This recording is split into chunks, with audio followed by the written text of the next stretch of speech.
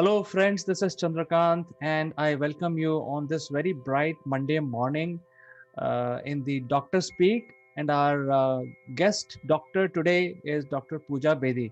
So let me welcome Dr. Pooja without further ado. Good afternoon, CK. Thank you so much.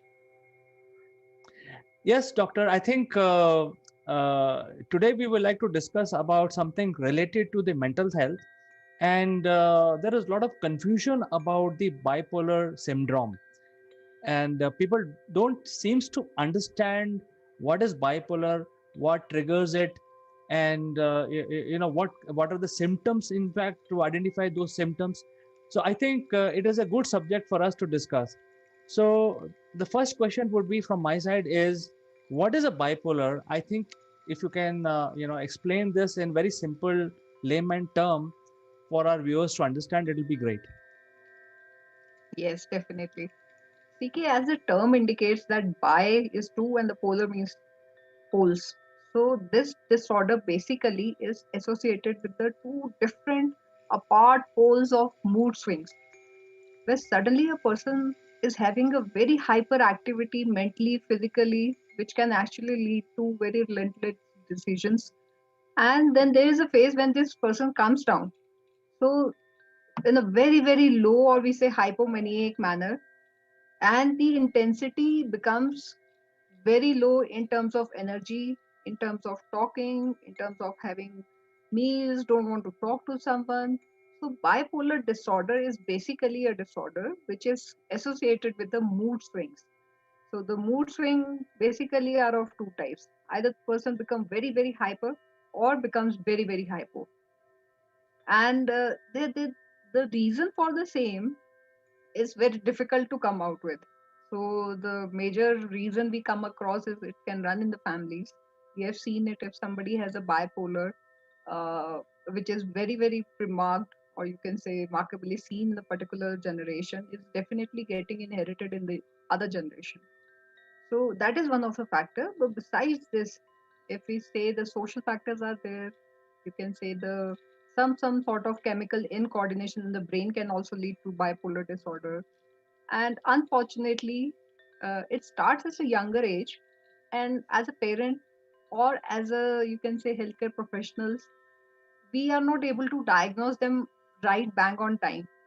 So if we are able to do it, if the parents are more aware, if the society is more aware why the child is undergoing sudden ups and downs, mood swings are there, hormones play definitely one you know factor into it.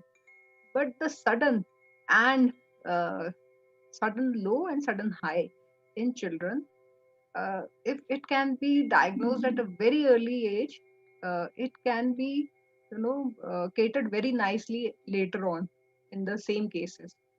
So I highly recommend that the pre-existing factors like ADHD, where the kids are very hyperactive, suddenly they start shouting, and they behave very normal after a while, and then suddenly they become very low.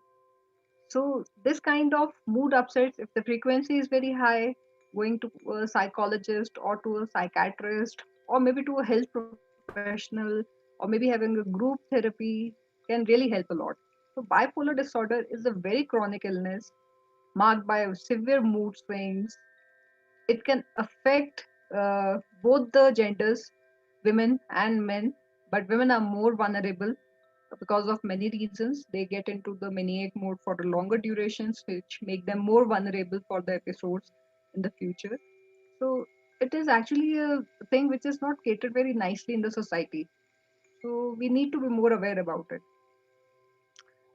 So, doctor, tell us, is this a disorder related to the age, or is it can happen to anyone at any time? Uh, what is the beginning, the first sign of having the bipolar syndrome? Right. So the first thing is the age. Let's discuss about the age. It usually happens little later in the age. The early childhood, the indicators definitely they start popping up. Like I mentioned, ADHD.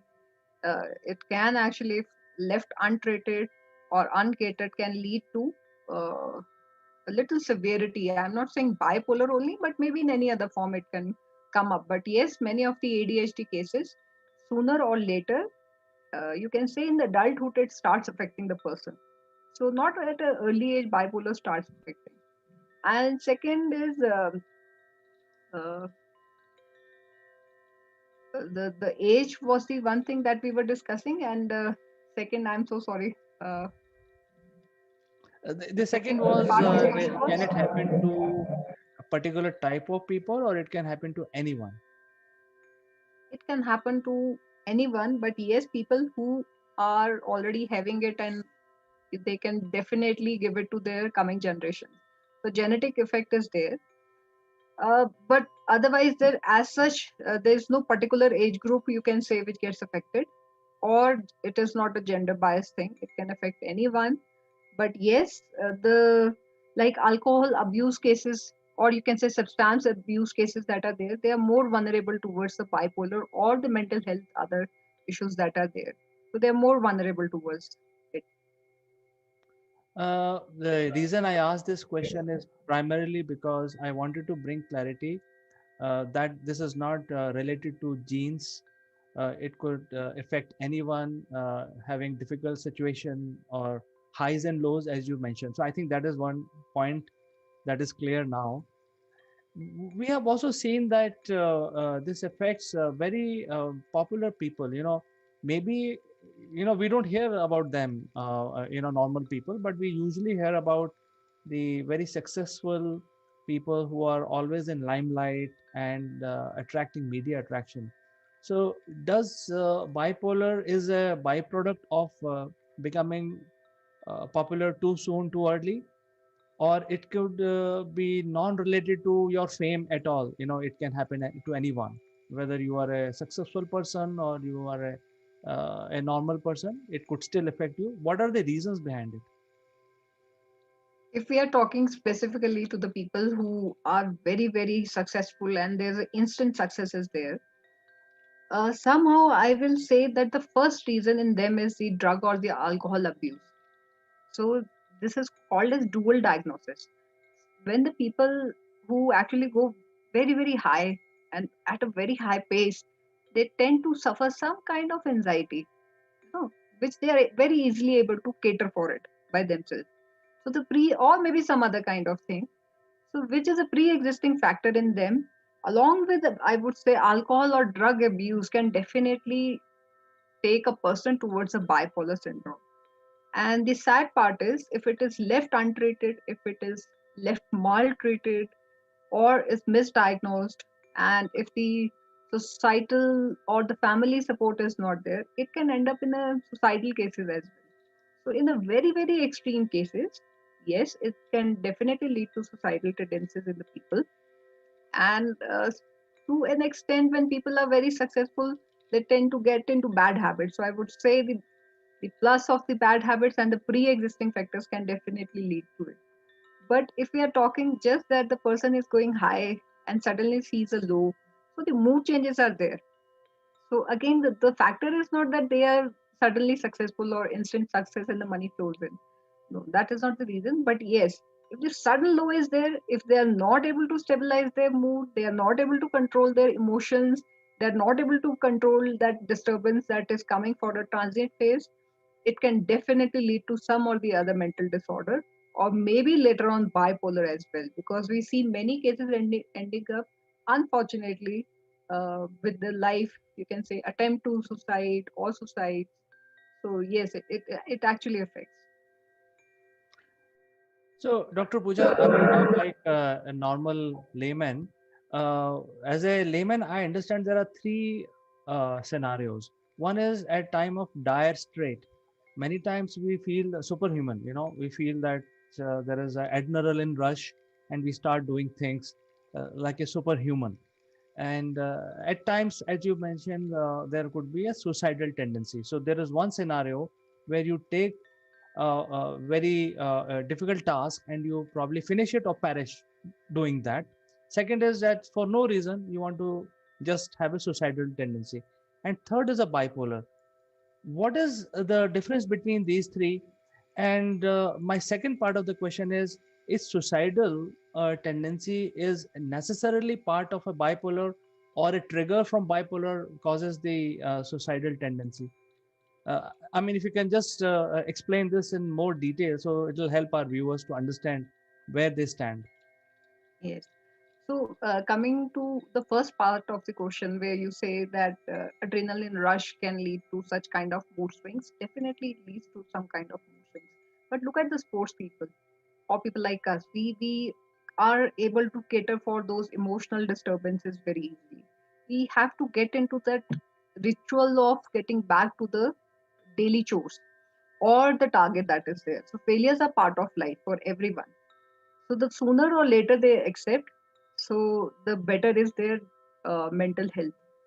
So coming to the again to the first question, adrenaline rush, the moment we are able to cater for the ups and downs in life or in success or in terms of money, many people are able to do it. This is why the human race is surviving. So it has nothing to do with the bipolar till the time. Say sports person, otherwise the moment they retire, so the adrenaline rush definitely goes down. So it never happens that in majority of the cases they stay very normal. Or people like us. So sudden fame, sudden money, the till the time individual is able to control his ups and downs, he is not going to have very threatening kind of mental health issues or bipolar for sure. But coming to societal tendencies that people have, yes, bipolar has got a role. So there's the second part of question. So societal tendencies, it happens when the person is in extreme low, you can say. So we are very much aware that the anxiety, depression, societal pressures, familial pressures, career, money can all lead to these kind of tendencies. Or you can say, unfortunately, they mature as well into some kind of suicide, losing the life. But if you go towards the higher side of it, why the successful people, why the people are who are having money, so there's some kind of mental disturbance in the form of comorbidity, you say, or the pre-existing factor you say is already there, which is a very false notion in itself because the bipolar, you can say, is running in the back and it is performing itself in a hypermaniac form. And in the hypermaniac form, when people are relentlessly deciding certain decisions, they can actually go for suicidal acts as well. So in both the cases, the suicide can happen because of the emotional low or emotional high as well. So we need to crack a balance. Somebody who is having these kind of tendencies, they definitely need a psychotherapy. It can be catered. Medications are also there. Counseling sessions are there. So the psychosocietal therapies are there. It can actually help them out. And the third part of the question, that the bipolar is not that it always ends up in the suicide. But as I mentioned, that if it is associated with any kind of substance abuse, or you can say alcohol abuse, so if these factors are there, or drug abuse, you can say, people are taking drugs a lot these days, youngsters are taking a lot. So there's sudden mood changes that are there. In those mood changes, yes, they can definitely go for suicidal tendencies, but it's not that it is bipolar is highly marked with the suicidal tendency. But yes, if left untreated, as I mentioned, if left misdiagnosed, it can definitely lead to suicidal tendency. Because when they are in a very high mood, they are not able to decide certain things or make certain decisions in a very rational manner. So they somehow end up in these kind of unfortunate things. I think the most important question is, how do you identify? I think if somebody is having a bipolar syndrome, first of all, he will also not understand that he is actually bipolar, and the people around him also will not know. This guy is sometimes very angry on small things, and sometimes he's not at all attentive on things. So these are very normal things, which happens every day, maybe 5 times a day. How do you distinguish between a normal behavior and a bipolar behavior? CCK, when it comes in the childhood phase, which I really insist, and majority of my talks and articles are on the childhood stage. So at that particular stage, since the bipolar does not manifest that early, but it exists in a very different and a pre-existing form like ADHD, which is pre-marked in children.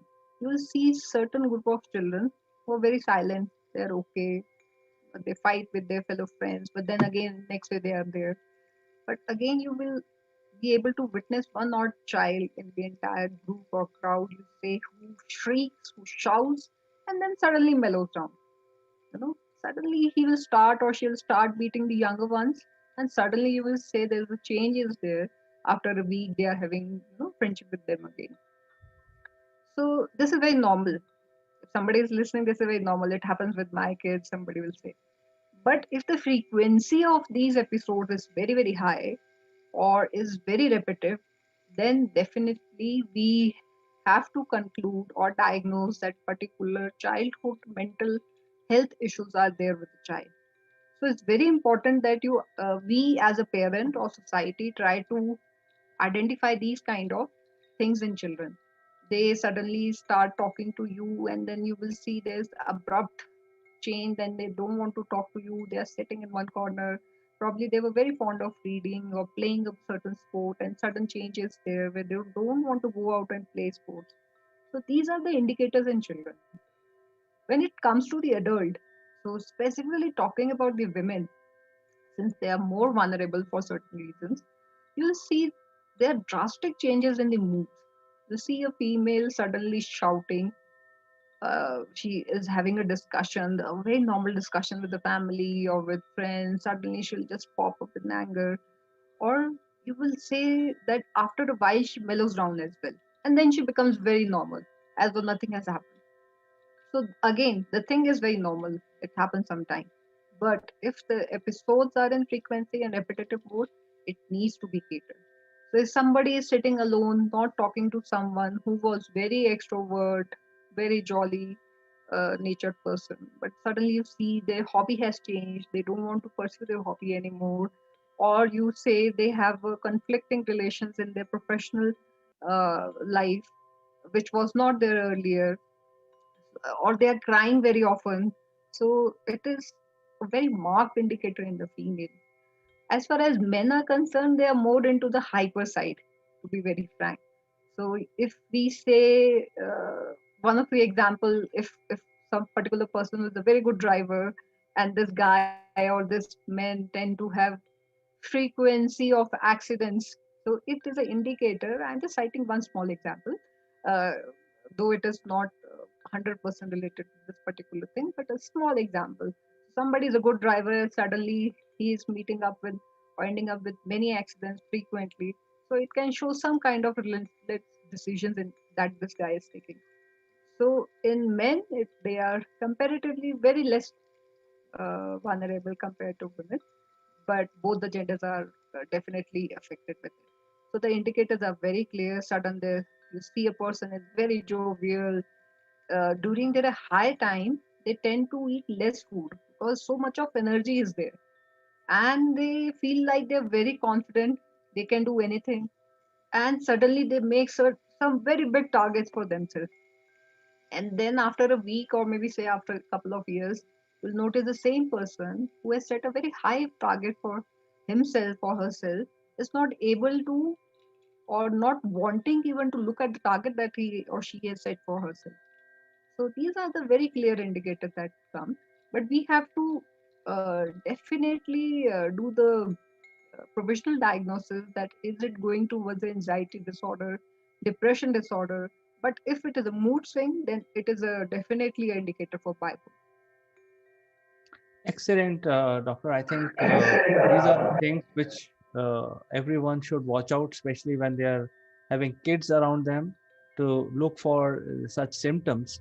And once these identified, um, how long the treatment can go, especially, for example, there is a kid who's showing these symptoms about 7, 8 years or 10 years. How long this will take to correct this bipolar syndrome? Right. So coming to this particular thing, that treatment part and how long it takes, there are different types of bipolar actually. Bipolar 1, 2, cytothyroid, which is related to the thyroid actually. So in kids, if we regularize them with their scheduling of the day, their time management, their habits, hygiene habits, if we motivate them to follow them on regular basis, they can come up out of it by themselves or with just a psychotherapy, or we say talk therapy. So in talk therapy also majorly recommendations for the kids are to make them regularize or maybe little more disciplined, and be very very precautious about the kind of the diet they are taking. Diet has to be less in carbs, because diet has got some sort of effect on bipolar as well. So treatment in kids can last for just see, if you're talking about the psychotherapy, it can just be catered in a month time, maybe 6 months to 1 year time. But in elders, it varies definitely, and it depends on the type of bipolar disorder they are undergoing. For certain bipolar 1, it will take many years. But many bipolar cases, they only need treatment when they are in a very high phase, you know, when their phase is very, very high or when they melt down. So these are only the two phases for which the medication is recommended. But as far as psychotherapy is concerned, or the counsel with the psychiatrist is concerned, they definitely go ahead little bit. But with kids, it can be early diagnosed and can be beautifully treated just with the psychotherapy itself in a couple of months, and kids can come out of it. Doctor, I think I would like to ask you the one question which is related to the medicine, and there are all sorts of treatment which are available. So some treatment can be harmful, will show some side effect, and then there are some treatment which does not show side effect. So are there treatment available like homeopathy where the side effect may be less, it's less tedious to follow, people feel comfortable? Are there treatment available in for the bipolar in medicines like homeopathy, ayurvedic, etc.? Yes, yes, definitely, CK. The medication is definitely available, but it has to be there with the very good psychotherapy as well, to be very frank, because that is a part, because the counseling is one part which can cater for the early symptoms, or maybe when the highs and lows are there, where we can train the person how to deal with it, how to deal when somebody is very, very angry. So we teach them about the deep breathing exercise and many other mindfulness techniques that are available. So we teach them. But yes, along with them, there are alternative medicines which are available, which take some time because it is a chronic illness or disorder. So it takes some time to get off. But if the triggering factor is still there, nothing will work. If somebody has got drug or alcohol abuse, bipolar disorder, so I would say that they need first to be catered for their substance induced bipolar, and then the bipolar treatment be given. Yes, in homeopathy, ayurveda, or alternative medicines, acupuncture also is very effective in bipolar. So yes, the treatment is definitely available. Fantastic. It was lovely talking to you, Dr. Pooja, today. And this is a very important subject. I think, like any other mental disorder, we tend to overlook these symptoms and say, that, hey, this is part of our life, and probably he's just angry on certain things without analyzing. So I think, thank you very much for giving us a lot of information on how to identify what symptoms to look at, and then how do you treat a bipolar syndrome. So with this, I'd like to say goodbye to you today, and thank you very much for finding time and coming on this show. We will catch up next week again on something more interesting for the people. I appreciate for the opportunity, CK. Thank you so much. Stay safe. Bye bye, Dr. Pooja. Until next time.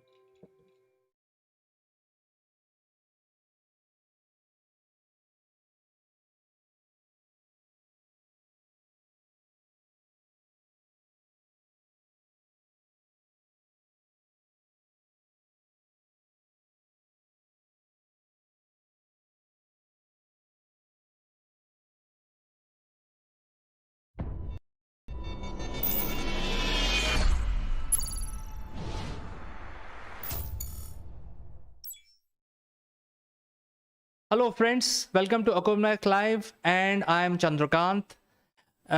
Today, we want to basically discuss a very important event from our recent history. We will have a special guest explaining the events which led to India-Pakistan war in 1971.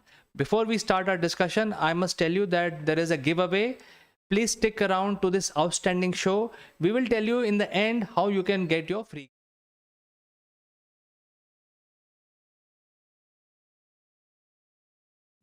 Welcome back, friends. And today we will be discussing about formation of Bangladesh. And for this discussion, let me invite our guest today. His name is Mr. Jeet Bhatt, and he is joining us from Ahmedabad. He is also practicing lawyer in Ahmedabad High Court. So, without further ado, let me present Mr. Jeet to you. Hello, Chandrakant. Good afternoon, and thank you for having me on your show. And today we are going to discuss one very important aspect with regards to the independence of Bangladesh becoming a separate and autonomous country in the year 1971. So we'll discuss about the history and how things turned out and what led to the independence of Bangladesh and some international law aspects of the entire episode that happened. Absolutely, Jeet. In fact, Bangladesh was not called Bangladesh, it was called East Pakistan, and there was a battle between India and Pakistan. And post that battle, the Bangladesh was formed. So, over to you. You can explain to the viewers what is the international implication of carving out a new country after the war. Yes, Chandrakant, absolutely. As you said, after the independence and two dominions, being India and Pakistan, having been created, the entire state of Bengal was divided into West Bengal and East Bengal. And East Bengal at that time had voted to remain with Pakistan because of the Muslim two-nation theory, which they had accepted. And this resulted into East Pakistan becoming a union with West Pakistan. And it wasn't called as Bangladesh at that time. But apart from all of them being Muslim, there was no cultural, linguistic unity between East Pakistan and West Pakistan. In fact, Bengal had contiguity as well as traditional and also historical and cultural similarity with Bengal. So there was going to be problem from the initial days, as the first problem which emerged was with regards to language, because West Bengal was, West Pakistan was having four different provinces which had four different languages, whereas East Bengal was having Bengali as the main language. So therefore, there were disputes and there were leaders who wanted Bengal as the main language for East Pakistan, which was denied by West Pakistan. This led to the linguistic disturbance in East Pakistan. And also, it was seen during the first 20 years after partition and after East Pakistan becoming the union of with the Pakistan, they were ignored and their demands were not met.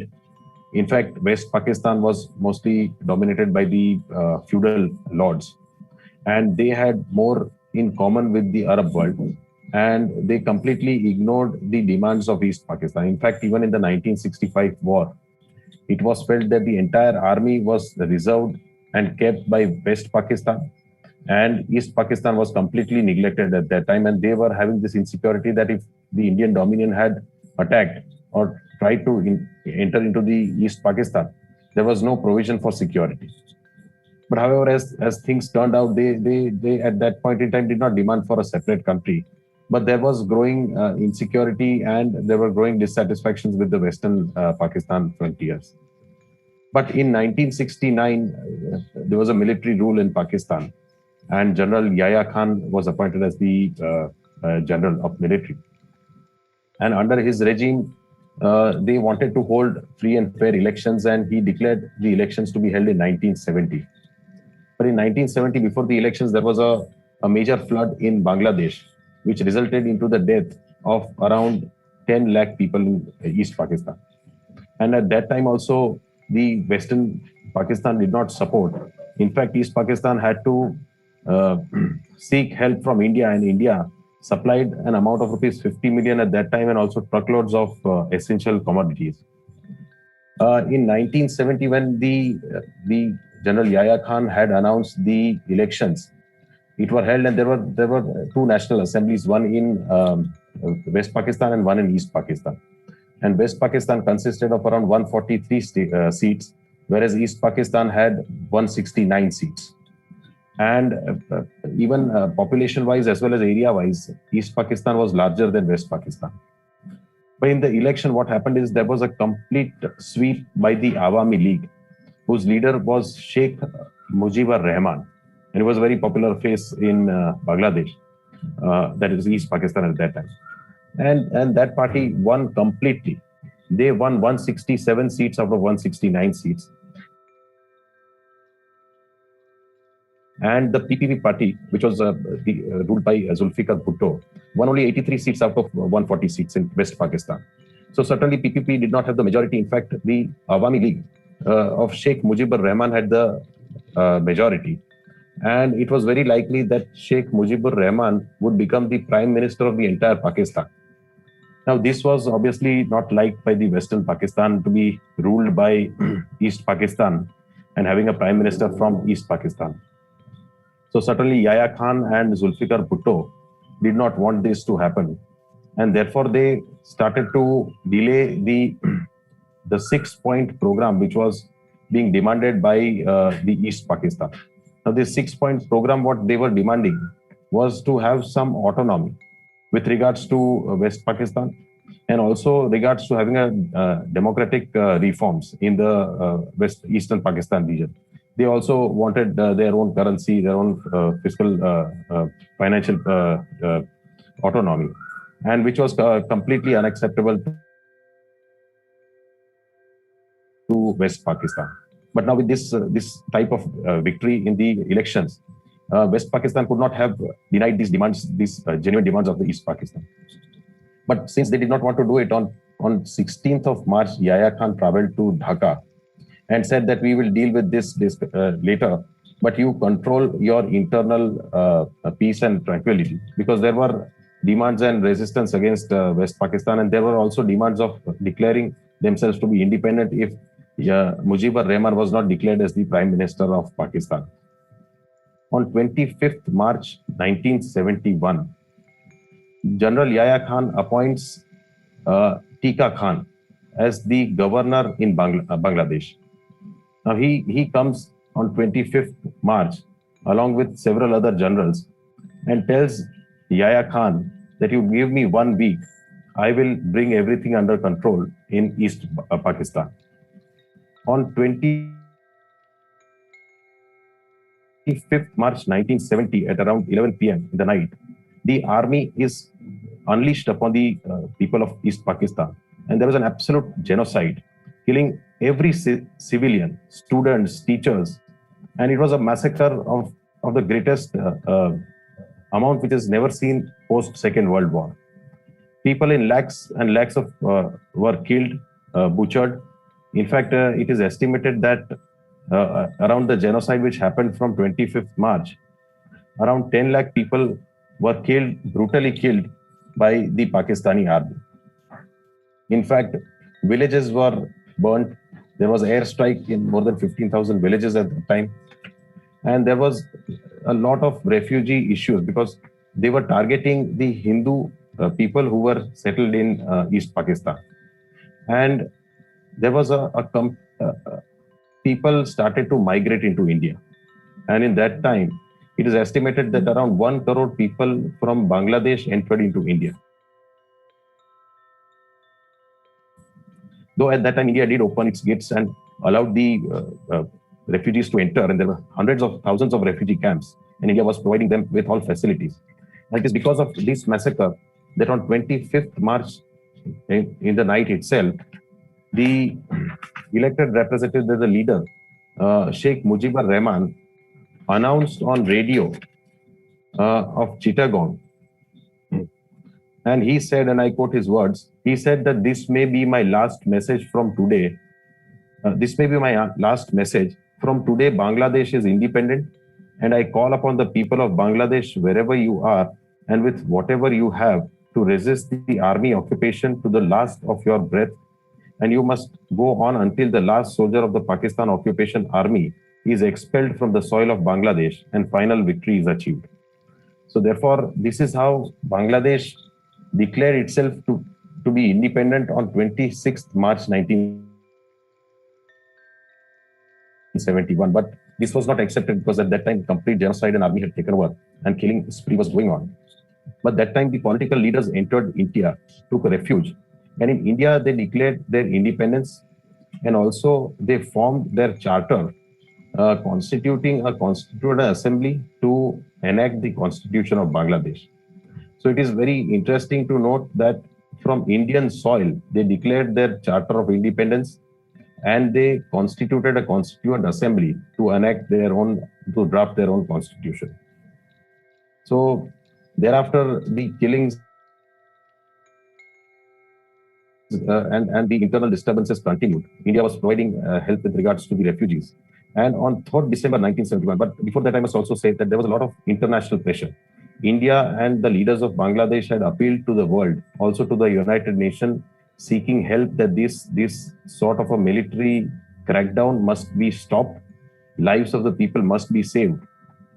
But at that time, it is very unfortunate that the United Nations did not come to the rescue of Bangladesh. And why? Because that also I'll just discuss. But there is they also appointed an ICJ, International Commission of Jurists, to investigate. But before that, what happened was even international recognition or also international help was not given neither to India nor to Bangladesh. US and Britain were supporting Pakistan, and outrightly they were giving them military support, economical support, every sort of support, which which they encouraged. In fact, I would say to to so that India could be curtailed, and also the Soviet help that was being given to India. So US saw India as a Soviet stooge at that time, and therefore they wanted to support Pakistan to have control over the Southeast Asian region. But because of that, they did not help the people of East Pakistan. And what happened is, even in the United Nations, they had when on 3rd December, when Pakistan attacked the Indian Air Force, Pakistan had declared an open war with India. And India, with respect to self-defend its territory and to retaliate, had also declared war. But immediately, United Nations, a resolution was moved for insisting upon a ceasefire on India. And the US moved this resolution. And if ceasefire would have been declared, then India would have to stop the retaliation. And what would have happened is that continuous killing in East Pakistan would have been continued. But it is USSR at that time which used its veto power, and the ceasefire was not allowed, and that resolution could not be passed. Otherwise, East Pakistan at that time could not have been declared to be independent, and therefore India entered into a war with Pakistan, and it was one of the very well-planned war at that time, which only lasted for 13 days, and in 13 days the Pakistani army surrendered. So on 16th December, Pakistani army surrendered, and therefore after that, this led to the signing of the Shimla Agreement, wherein Pakistan was declared to be an independent sovereign state. But much against the international pressure which worked against India, India entered into this war, helped East Pakistan, supported their cause, and allowed them to become an independent nation. But now, this resulted into a violation of a lot of international laws. In fact, international law with regards to wars and on humanitarian laws, the law of Geneva Convention of 1947, along with the laws of The Hague, govern the rules of war.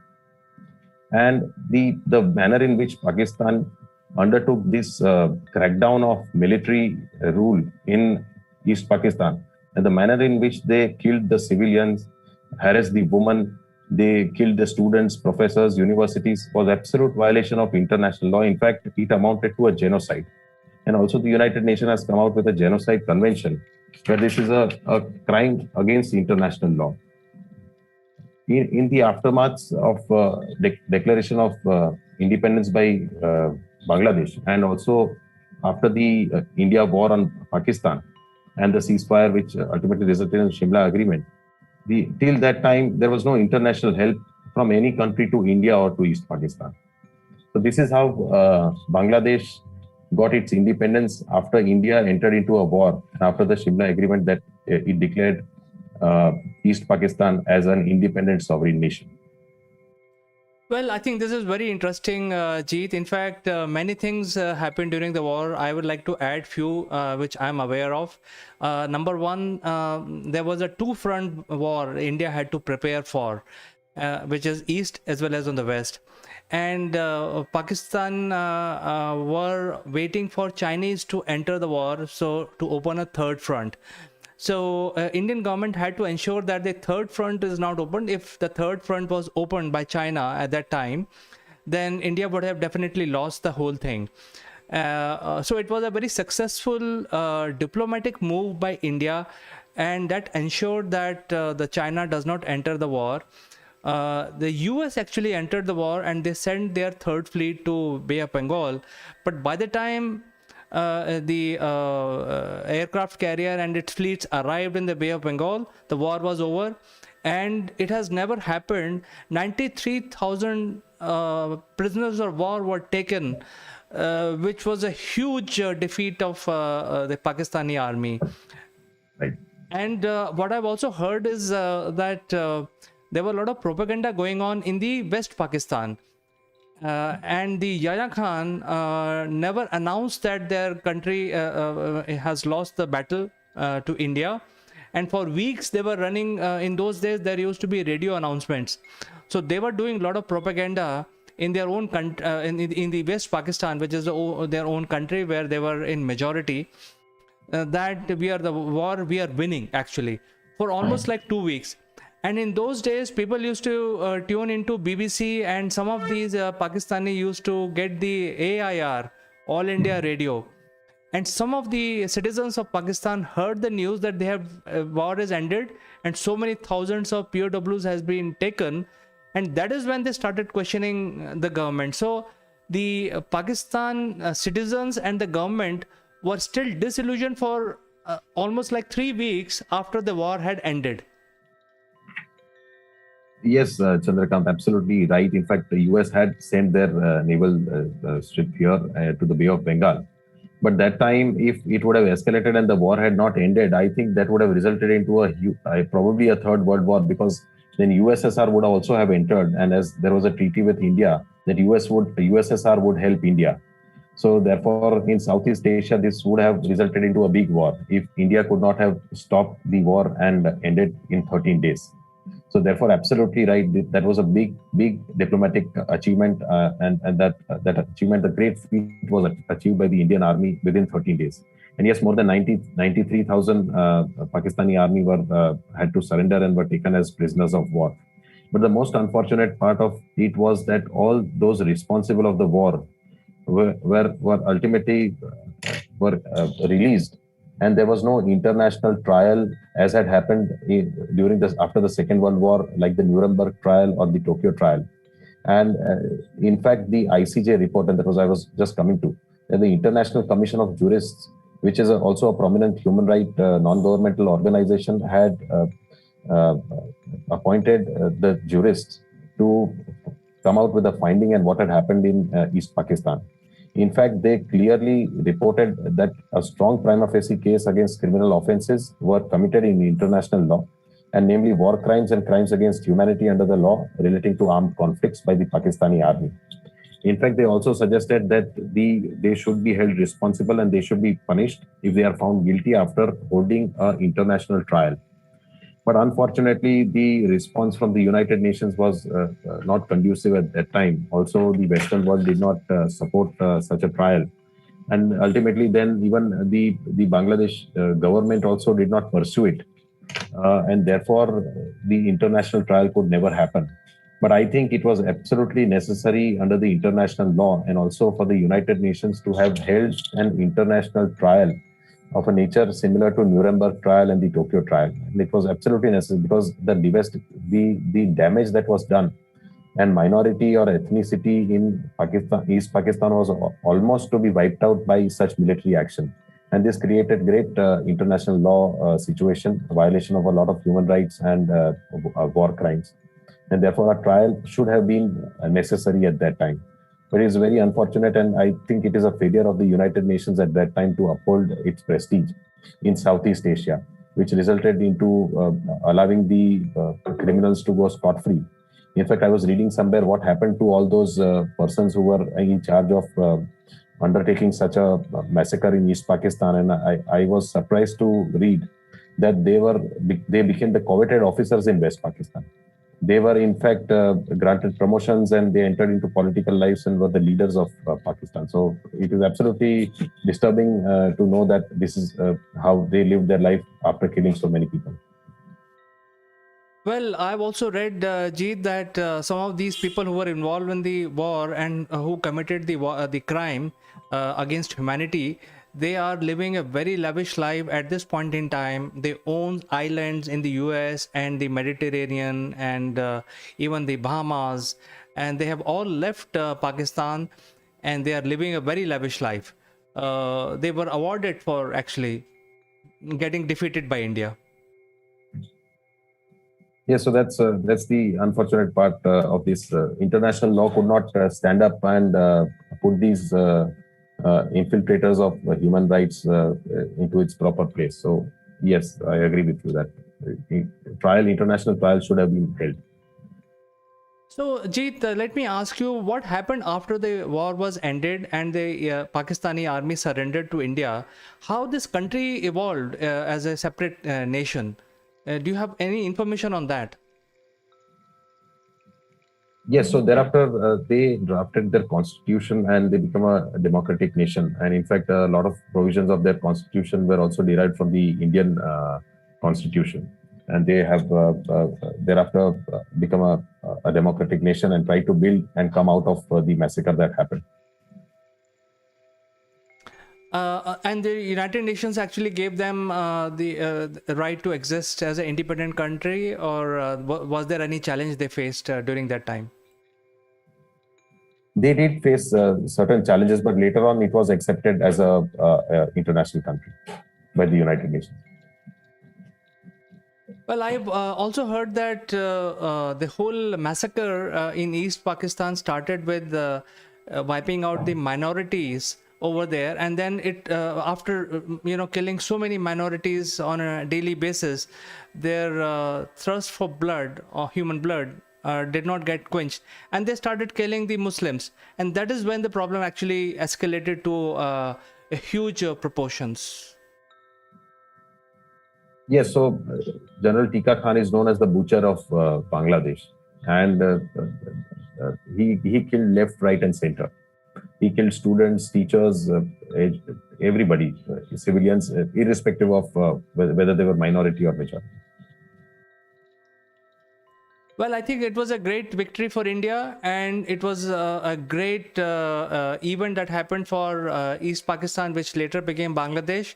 And in fact, right now, Bangladesh is better off, as compared to Pakistan. Their GDP is higher, and their country is also doing very well economically. And they are also not an Islamic country; they are a democratic country. So I think they are better off after coming out of the Pakistan, isn't it, Jeet? Yes, absolutely. In fact, history itself has shown that Bengal was thriving. Its economy was thriving in 15th, 16th century. But it is unfortunate that thereafter it came to such a position. And in fact, even before India got independence, there was a huge famine and drought which had resulted into killing of lakhs of people. And that time also there was no help which reached Bengal. So it has seen its days of glory and as well as its worst days. But we just hope that it continues to become a secular, democratic, and a thriving economy.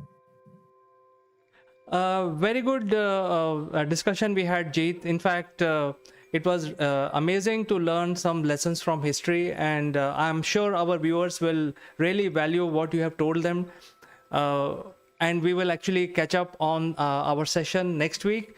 But for today, thank you so much for finding time and telling us about this very important event of history. And we'll catch up next week again. Thank you, Chandrakant, for having me. We'll see you catch up next week with some other topic. So goodbye for today, only to catch you next week. Thank you. Goodbye. We have some unique Akulmak memorabilia which will make you look outstanding. The graphics on these corporate gifts are based on the global best business practices. To become recipient of one of these gifts for free, you have to watch this video till the end and provide your valuable comments. Or you can also share your experiences. The person who makes the best comment would be chosen to become a recipient of this beautiful Akulmak gift, absolutely free, delivered to your doorsteps. The winner would also get a chance to be invited live as a distinguished panelist during our next video. What are you waiting for, friends? Please subscribe Akulmak and smash that like button.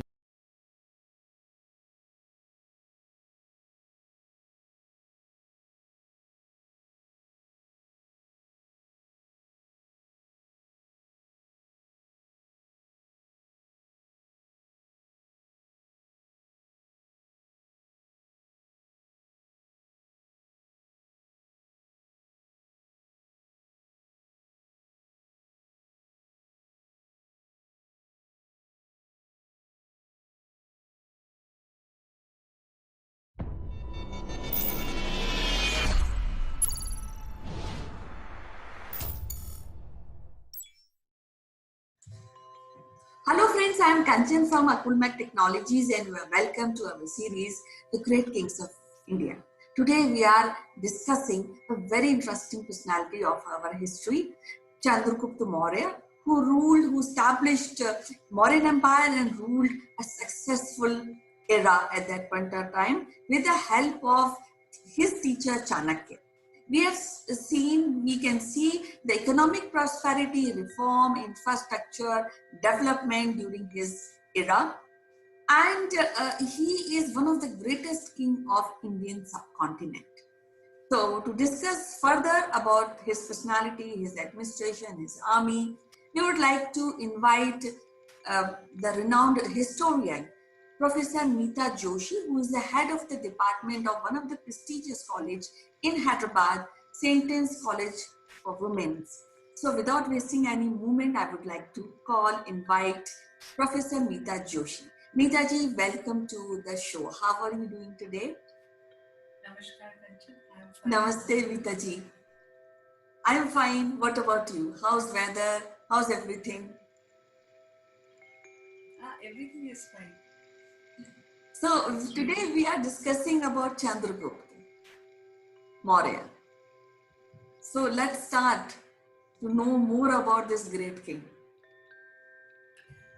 I would like to start from his early life because I think we will go step by step. So, about his birth, there are many theories, but nothing is confirmed that when he was born. But the Buddhist accounts and the Jain accounts, they say that his father was the head of the Maurya clan. So now this word Maurya comes from Mora in Pali, that means peacock, and in Sanskrit Mayura. So his father was the head of the Maurya clan, and when he got killed, her mother escaped from there and reached Patliputra. There are some accounts in which they say that he was Shudra by origin, because in one of the drama written by Vishakadatta, Mudra Rakshasa, they refer to him as Vrisala. Vrisala means a Shudra, son of a Shudra. So again, there are many theories about it, but after his birth, he was raised by the people who were taking herds of cows for grazing. Now, when he grew up, he took his education in Takshila. Takshila was a very prestigious educational institution that time, and he happened to meet Chanakya. We call Chanakya as Kautilya. We called his original name was Vishnu Gupta, and Vishnu Gupta had a grudge on the Nanda king Dhanananda. So when Chandragupta Maurya met Chanakya, and then Chanakya took him as his disciple, and under Chanakya's mentorship, Chandragupta Maurya learned the tricks of administration, the tricks of warfare, so many things Chanakya taught Chandragupta Maurya, and both of them they built a large army, a huge army from various places of the region and from outside the region also, and finally they they defeated the Nanda king Dhanananda, and then Chandragupta Maurya established his kingdom, which is known as the Maurya kingdom. So it was Now, not, is it a difficult for, I mean, that point of time, was it a difficult for a person who's coming from a commoner or that to a background of Shudra, back, he came from a very humble background.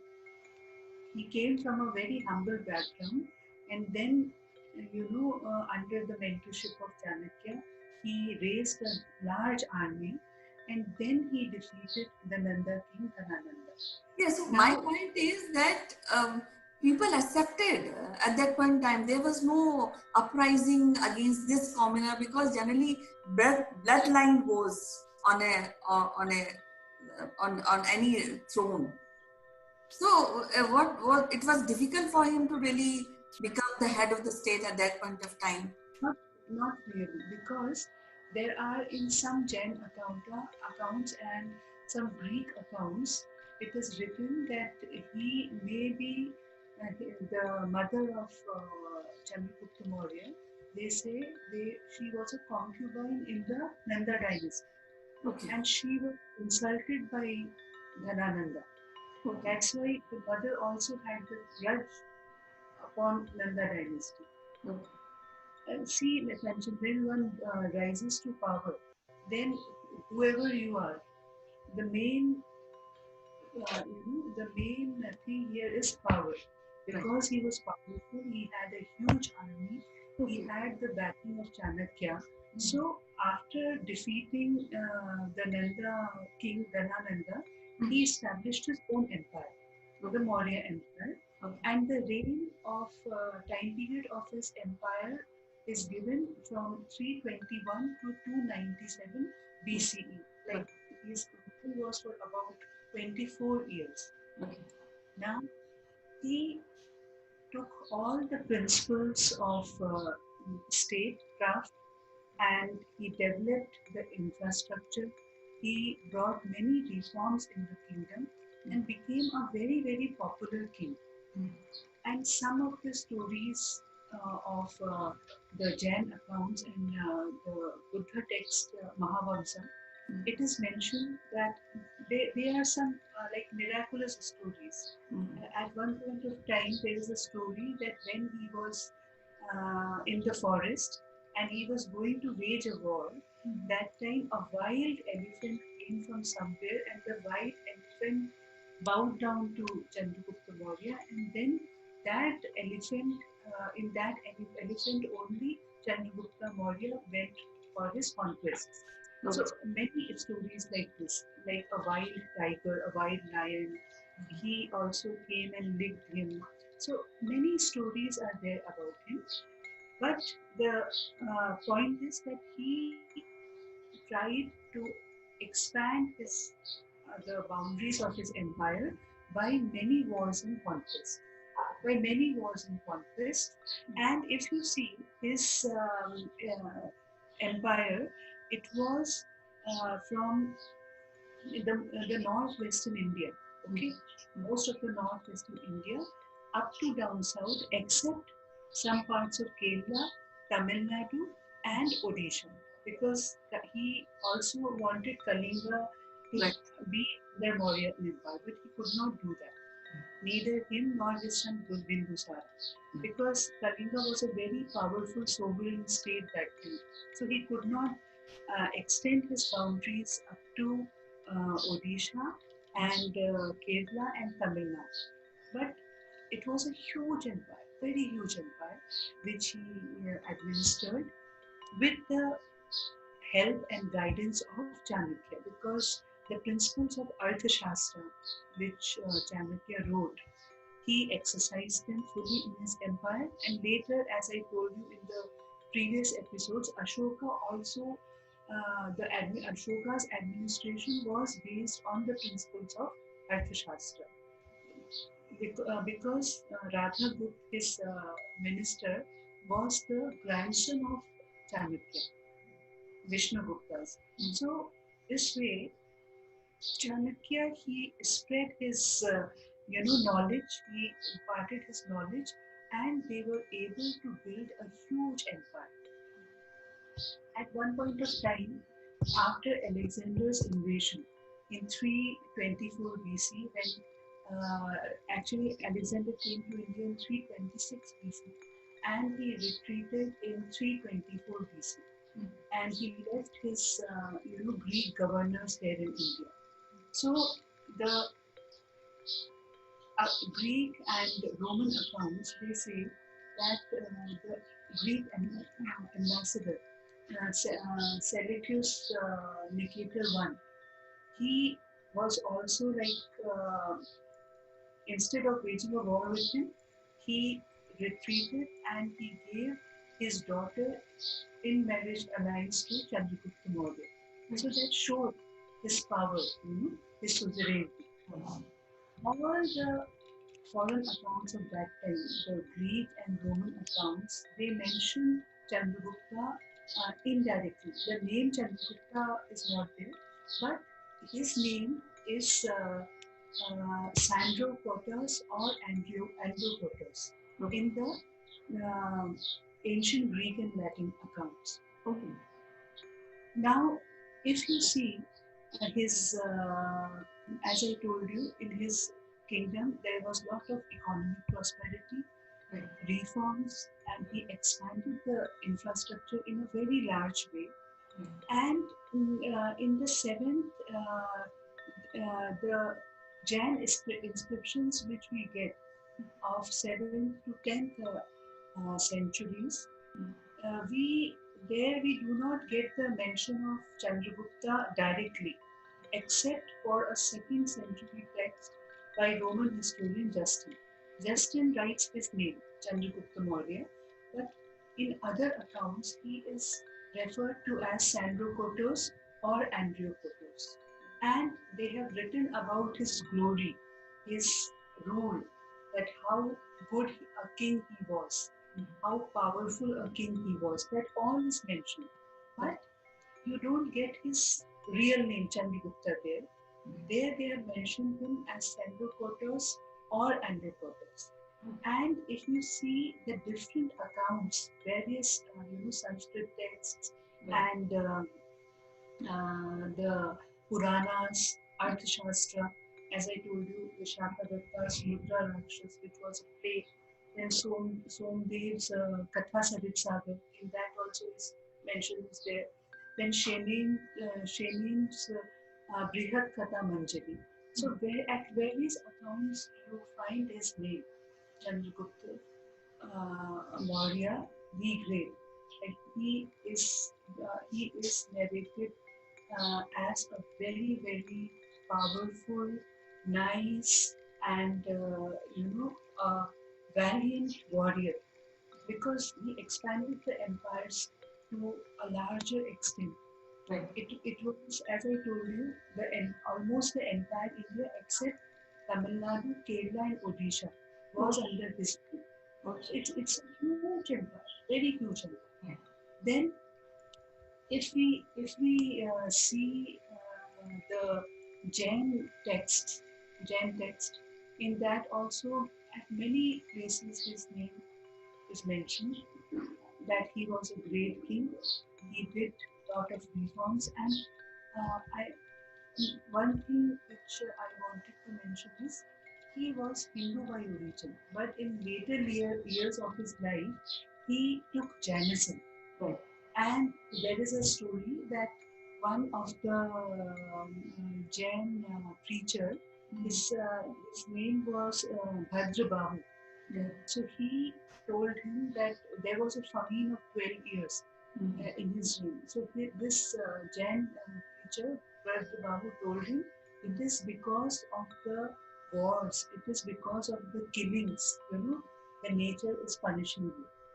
So that's why he went under he took the patronage of this Jain teacher at Shravanbelgola, Karnataka, Yes. and he learned about Jainism. And in the many records, it is mentioned that he renounced his kingdom and became a Jain. Yes. And there is a hill in Karnataka which is known by his name. It is known as Chandragiri Hill. Okay. Because he lived there and he practiced Jainism there, and finally he became a Jain monk. So if you see this transformation from a very powerful king to a Jain monk, again it shows that somewhere in his heart he understood that all the atrocities, all the wars which he waged, so many people he killed. So that was that feeling inside his heart that made him to go to this Jain preacher at Shravanbelgola. So all these accounts about him are very, very, they are explained very, very elaborately in you get, as I told you, Roman, Greek, Latin, in all accounts you get the mention of the Maurya kingdom. And some of the this one Greek ambassador Megasthenes, he was in his court for 4 years, and Megasthenes wrote a book known as Indica. In Indica, he has explained about Chandragupta Maurya's character, about his kingdom, about his administration, about his army. You get a huge account of Chandragupta Maurya's reign from Megasthenes' Indica. So all these travelogues, and not only Megasthenes, but many other, as I told you, Justin has mentioned his name. Plutarch has mentioned his name. So many historians, Roman and Greek historians, have mentioned and wrote about him in a very good way. That he was a very very good king, and the best part of his kingdom was there. That lot of economic prosperity was there in his kingdom. So if you go to a little deep, then why economic prosperity was there? Because his administration was such that each and every person in his empire was content. They were happy. All the things in the empire were smooth. That's why there was economic prosperity in his reign. So a very, most Indian subcontinent he ruled for a period of 24 years, except as I told you, Tamil Nadu, Kerala, and Odisha. He ruled the entire Indian subcontinent. And to be unchallenged for such a long time period, 24 years is a long time. To be unchallenged again is a greatness. Maybe there were small outbreaks, civil wars, but nothing very major. And in one of the accounts it is mentioned that he met Alexander the Great. But if you see the time period, it differs. So again there is a dispute. There is a dispute whether he met Alexander or not. But Megasthenes, he writes in Indica that when Alexander came to India, that time Chandragupta Maurya was a young man, a very young, promising, bright man. Like that, in his account, he has mentioned about him. So what I feel is, I think there's a lot of contribution of Chanakya also in his political establishment. Great. And of course, economic development, because there are many stories which are connected to Chanakya and how he has propagated his political theories for kings and for somebody who is enjoying power. So I think that also we have to count, we have to take in. It was the major factor on his personality. Chanakya had a very great influence on his personality, not only in his personality but in his kingdom also. Because, as I told you, the principles mentioned in Arthashastra. If you happen to read Arthashastra, you come to know each and every designations, role, and what are the requirements. Everything is mentioned in Arthashastra. How a king should be, how a king should behave, what type of ministers he should have, and what policies he should make to keep the empire peaceful. Everything is mentioned in Arthashastra. So Chanakya was definitely a very big influence on the personality of Chandragupta Maurya and on the Mauryan Empire also. They go hand in hand. You cannot mention Chandragupta Maurya's name without Chanakya, and you cannot mention Chanakya's name without Chandragupta Maurya, because they both work very much together, and you see the influence of Chanakya on Chandragupta Maurya's life, on Chandragupta Maurya's character, in Chandragupta Maurya's empire. So everywhere it is very, very prominent. The teachings of Chanakya, what, because he was the chief advisor. Chanakya was his chief advisor. So whatever he said, he he implemented. Chandragupta Maurya implemented. So this was the key. Yeah, so I think this is very profound personality, and we will be discussing with points, and we'll take up administration and other aspects of his empire and his personality in coming series. But today it is so wonderful to talk to you, Mitaji, and discuss One, one more thing, Kanchi.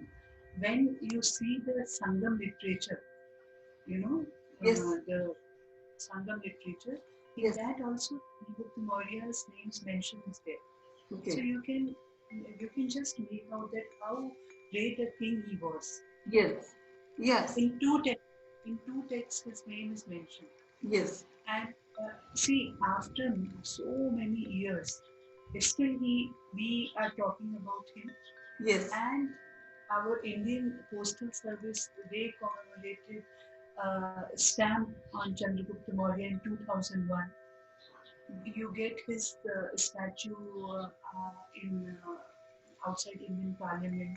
So still his impact is there. Yes. Very much there. Yes, all great kings India is still having their impact on the new generation. And if somebody wants to know about them, there are so many texts and so many pointers where they can find out. So it was so wonderful to talk to you, Mitaji, today, and we'll take up this topic further, discuss many aspects of great Chandragupta Maurya in coming series. Thank you very much, Mitaji. It was wonderful to talk to you today. Bye bye. See you tomorrow. Bye.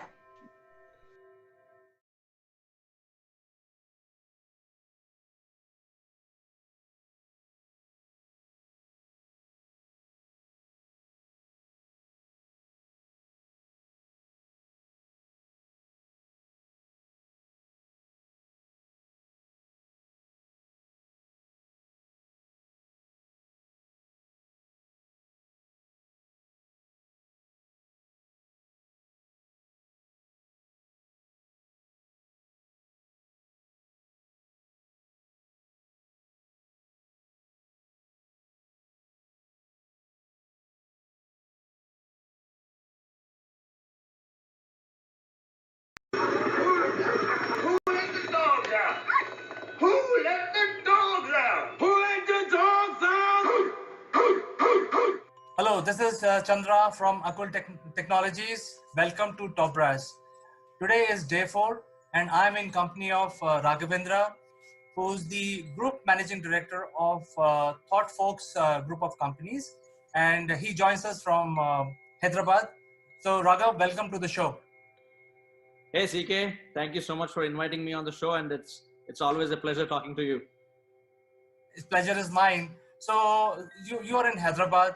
How Hyderabad is treating you during this lockdown? I'm sure you are making full advantage of your free time. You're trying to find some balance between home as well as your office. You would have called your colleagues and your workers today while at home. Yeah. Why don't you share your Yeah. experience?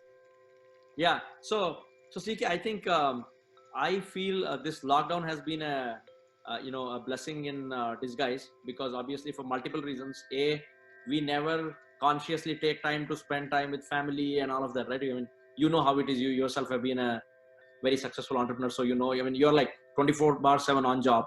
So A, it has been good because we are able to kind of do a little bit of work-life balance. B, you can focus on a lot of your personal projects, like you're doing. I'm also kind of doing a 21-day talk show on LinkedIn where we are talking about what people should do in these 21 days. And the last thing is, my book is in the final phase of launch. I'm authoring a book on growth marketing, so I've been having a lot of time to redo the edits and all that. So it has been a phenomenal time so far. Amazing, Raghav. So you're workaholic as ever, even though you're so successful.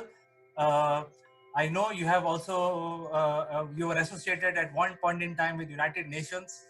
So, but the drive is driving you, I think, and you're Yeah. making use of the lockdown, and the lockdown is not stopping you. Yes. Yes. So, what do you think will happen? Because now is day 4, and we got another 18, 17 days to go. Yeah. What do you feel? How people will react? Because last 4 days we have been working. I think Yeah. people like you and me are working. You are Yeah. fully dressed up. I'm fully dressed up, suited, booted, even on a weekend, and we are utilizing our time. But what do you think after some days, like 10 days or 15 days? What impact this lockdown will have on the psychology of people? So a couple of things, CK. One is, like you said, people who are in IT fraternity, people like us, people who are doing a lot of consulting, or people who are working with customers overseas and all of that, they are somehow able to still juggle with this lockdown. But people who are not into the core IT and people who need to be physically present at work are facing the heat. I think the initial first week is still okay, because it's like a warm up period where they are still enjoying spending time with their spouse, their kids, their parents. But I think the real challenge will starting next week. And while it is a great move from our honorable PM in terms of requesting people to lock down, I mean, if you see the curve, it still hasn't taken up. We are in week 4, the curve still remains flat. It has been a great move to control the spread of the pandemic, but unfortunately I think people will start getting a little worked up as we move further in this. So the only thing that probably I would recommend is people who are able to work from home, like yourself, like me, and like all other most of the IT employees, great. And people who cannot can probably utilize these 21 days, to sharpen the saw, or to probably pick up a new skill and learn a new language, things like that. So, what do you think this lockdown or this pandemic, which has created, social distancing, physical social distancing, but we are closer than ever because the internet and the broadband is bringing us together. So, what do you think? Is there going to be a change in the way we do business?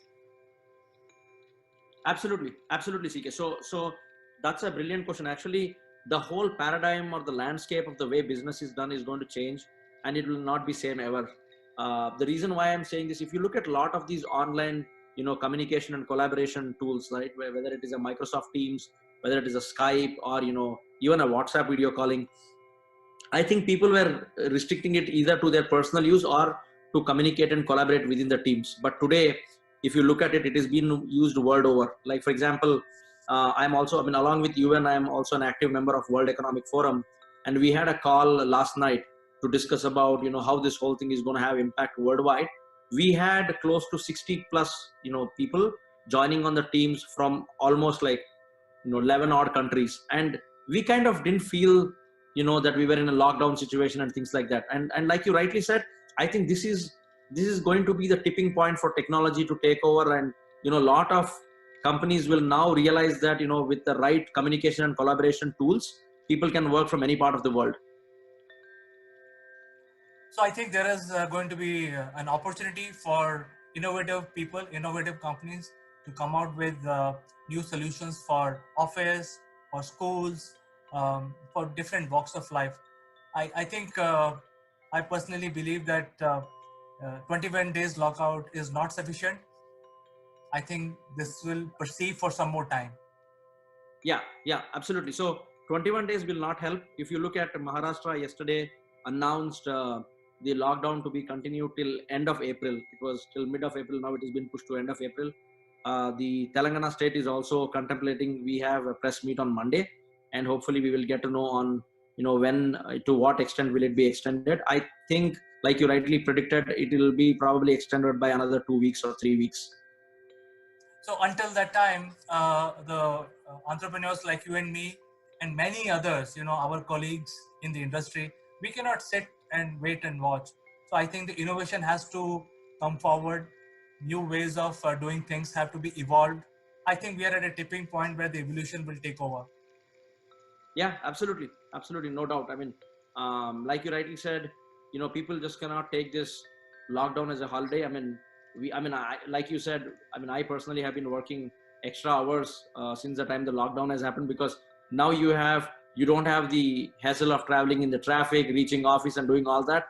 And whatever extra hours I get, I kind of enjoy doing my personal gigs. Like I'm like working on the book, working on few other podcasts. This is a great opportunity that I get to talk to you. I mean, I think it's been like 4 years that we met, and look what lockdown did. It brought us together, and we are having a nice chat today. So I think, yeah, it's going to be great. Great, Raghav. I think people in Hyderabad remain indoors and remain safe. I wish you all the best with your book, which is going to be launched very, very soon. And I wish you all the best with your endeavors, which you're running in your group companies. But we have still a lockdown to live through. So I will catch up with you after a few more days to check on you, how things are. Until then, I would like to say goodbye to you for today at least. Thank you so much, CK. Thanks for the opportunity. And, I loved our conversation. And likewise, I know you're doing a lot of great things and helping a lot of customers with their marketing, sales journey, accelerating their growth. So I wish you all the best, and, let the force be with you and do great work. And yeah, I look forward to catching up with you again soon. Take care. Take care, Raghav. Bye-bye. Bye.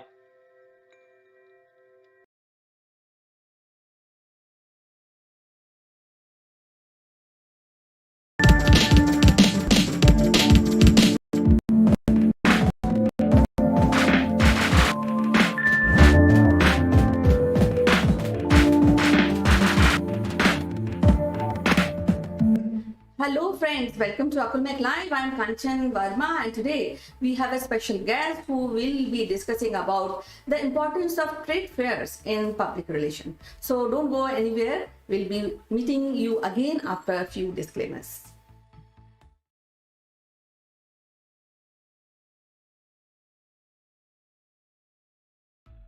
Welcome back, friends. Today we have Ritu Gupta, who is an expert in public relation domain, and today we'll be discussing about how important it is to do a perfect public relation by utilizing the tool exhibitions, trade fairs, trade shows. So welcome to the show. Ritu, how are you doing today? Thank you, Kanchan. I'm absolutely fine. And it's so nice to be back on your show again. Thank you so much. It is always a pleasure to hear your thoughts about public relation, and generally it is so good to talk to you. So today, as you know, that we are discussing about how important is trade fairs when we talk about public relation tool. Yes, Kanchan, trade fair and exhibitions, they're the most important thing in today's world because they're the most accepted medium of public relation for communicating with your customers and with your clients, asking people to come and see your work. So it's a most important medium, and this is accepted everywhere world over. This is a kind of a platform you get where people, they see you, where people, they can come and talk to you, and where you can make your new clients, you can show and talk to the prospective clients, you can do various other things. So, but the most important part is to deciding which exhibition to support, because you know you may be in some kind of business. Suppose you are in the business of food. So if you are in the business of food, I think the right medium in India is Ahar exhibition, which is held every year in Pragati Maidan. So you should know where to show yourself, where to be seen, because in today's world, the thing which is seen is sell out also. So it's important that people should see you. And that's the funda for advertising and public relations. Well, you really mentioned rightly that we need to showcase our product or our services. I think trade fair also help business people to showcase or launch a product. And I think that is also being ensured by footfall, because always I have seen that people who visit trade fairs, they have a different type of enthusiasm to really see the product and see the services. So what is your experience regarding these tools? Have you visited, or you must have organized a trade show? So what are those steps one should take? Okay. So, first of all, you should be very clear what kind of exhibition or trade fair your company wants to participate in and till what degree. Number two, you have to have a good briefing about your show or the trade fair, that what you are going to talk to the media, because this is a standard practice that before the launch of any trade fair or exhibition, you always have to talk with media. Every company is given a platform where media comes and talks to them. They ask the question, and then they write an article about you, which goes in all media houses. So it's shown on TV and newspapers, and also you should be very clear how your stall is going to look like, what kind of construction and designing would you be getting into. Number third, the staffing of the stall, which is very important, your staff, because your staff, the people who are going to be there, who are going to be deputed, who are going to be standing there, they are at the end of the day the face of the organization. They are going to talk to the media people also. They are going to talk to the people who just walk in randomly. They touch your things also. They want to know about the organization. So you have to be very calm, very patient, and you need to answer their queries, because one of those people can be converted into your client, into your customer. So your staff should have ample knowledge to answer any kind of question, should be well aware about every product of the organization, the thought process, what organization wants to convey to the people, why they have participated in that particular show, the trade fair, the exhibition. So the staffing is very important, and how you educate your staff, how you train them is also very important. Well, you rightly said, because the first interaction of any product or service means a lot, as not only to media, but I feel that it is also equally important when there's a layman or somebody who's just walking by and he stops on your stall. So definitely that makes a dent when we are talking about marketing strategies, and this really helps. But what once the exhibition is done, so what a kind of feedback activity one need to do? Okay, for the feedback activity, there is always a feedback form. There is always a book where people, they come and they drop in their visiting cards. They write about it. But in today's world, when we see things have become very modern, they have upgraded. So you need to have a website also where people, they can write about your things, and immediately, I think instantly the company should make changes accordingly. As far as the feedback in the exhibition goes, it goes max to max about the staff who are there and about the product they have displayed on. So if you can make changes about those things, that's very good about the company. And the feedback is important in the sense, because exhibition, trade fair, all these things are part of public relations, which is an extended part of marketing.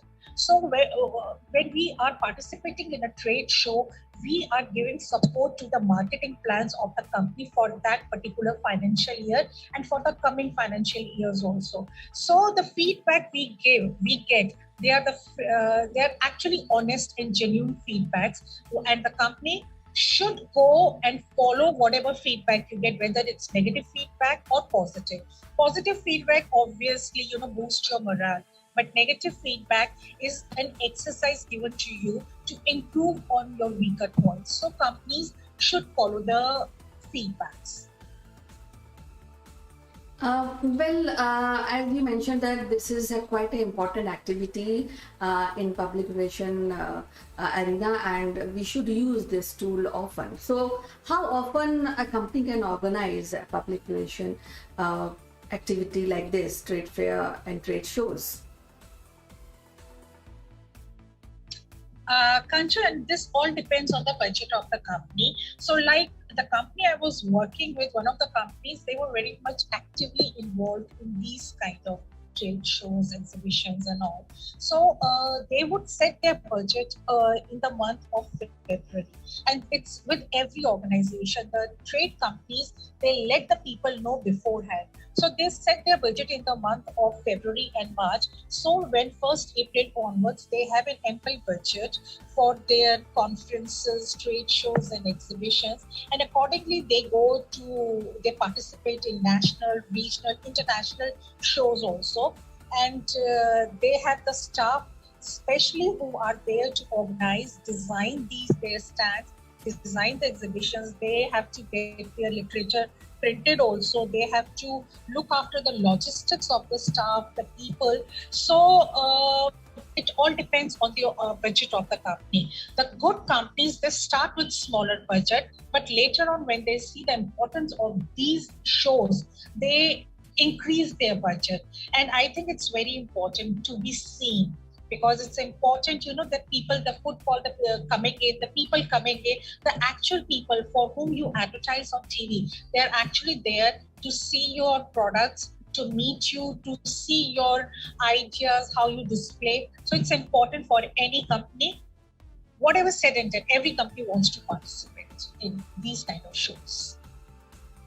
Well, as you mentioned that trade fairs and trade shows are very integral part of public relation activity and for product launch or kind of interaction or introduction of the product or services.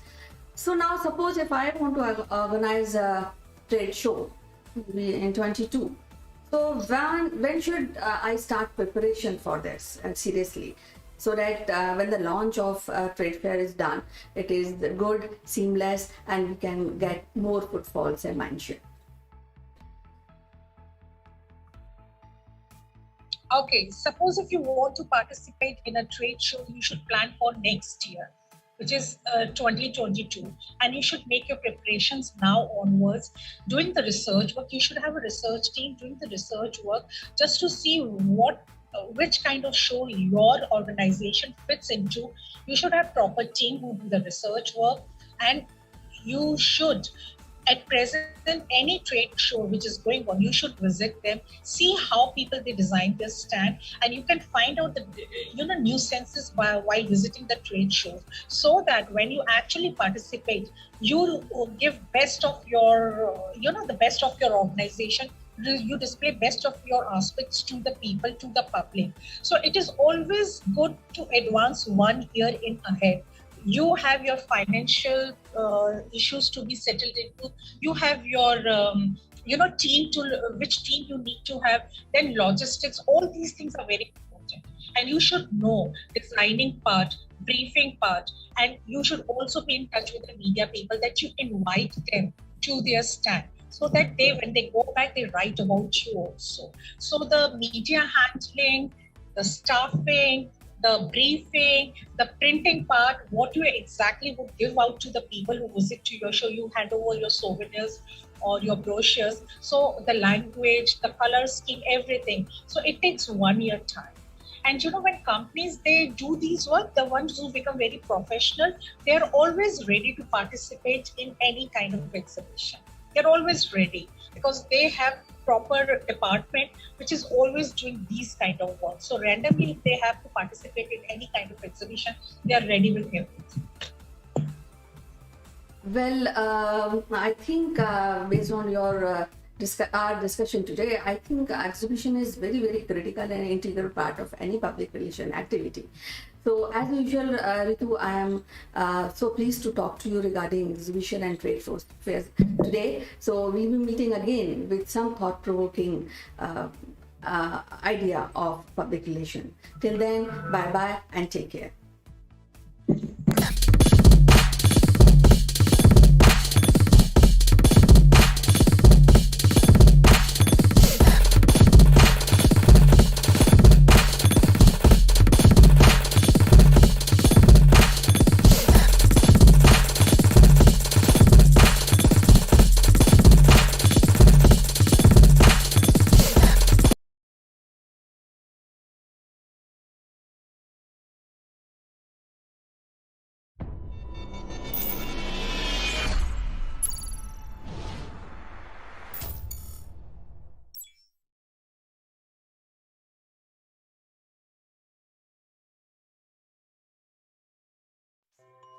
Hello, friends. This is Chandrakant from Akulmac Technologies, and welcome to Legal Matters. And friends, as you know, that we invite distinguished jury, judges, and lawyers to our program, and we discuss about the legal aspects which affect the general public and people of India and citizens of India. So today, graciously inviting my friend Mr. Jeet Bhatt from Ahmedabad.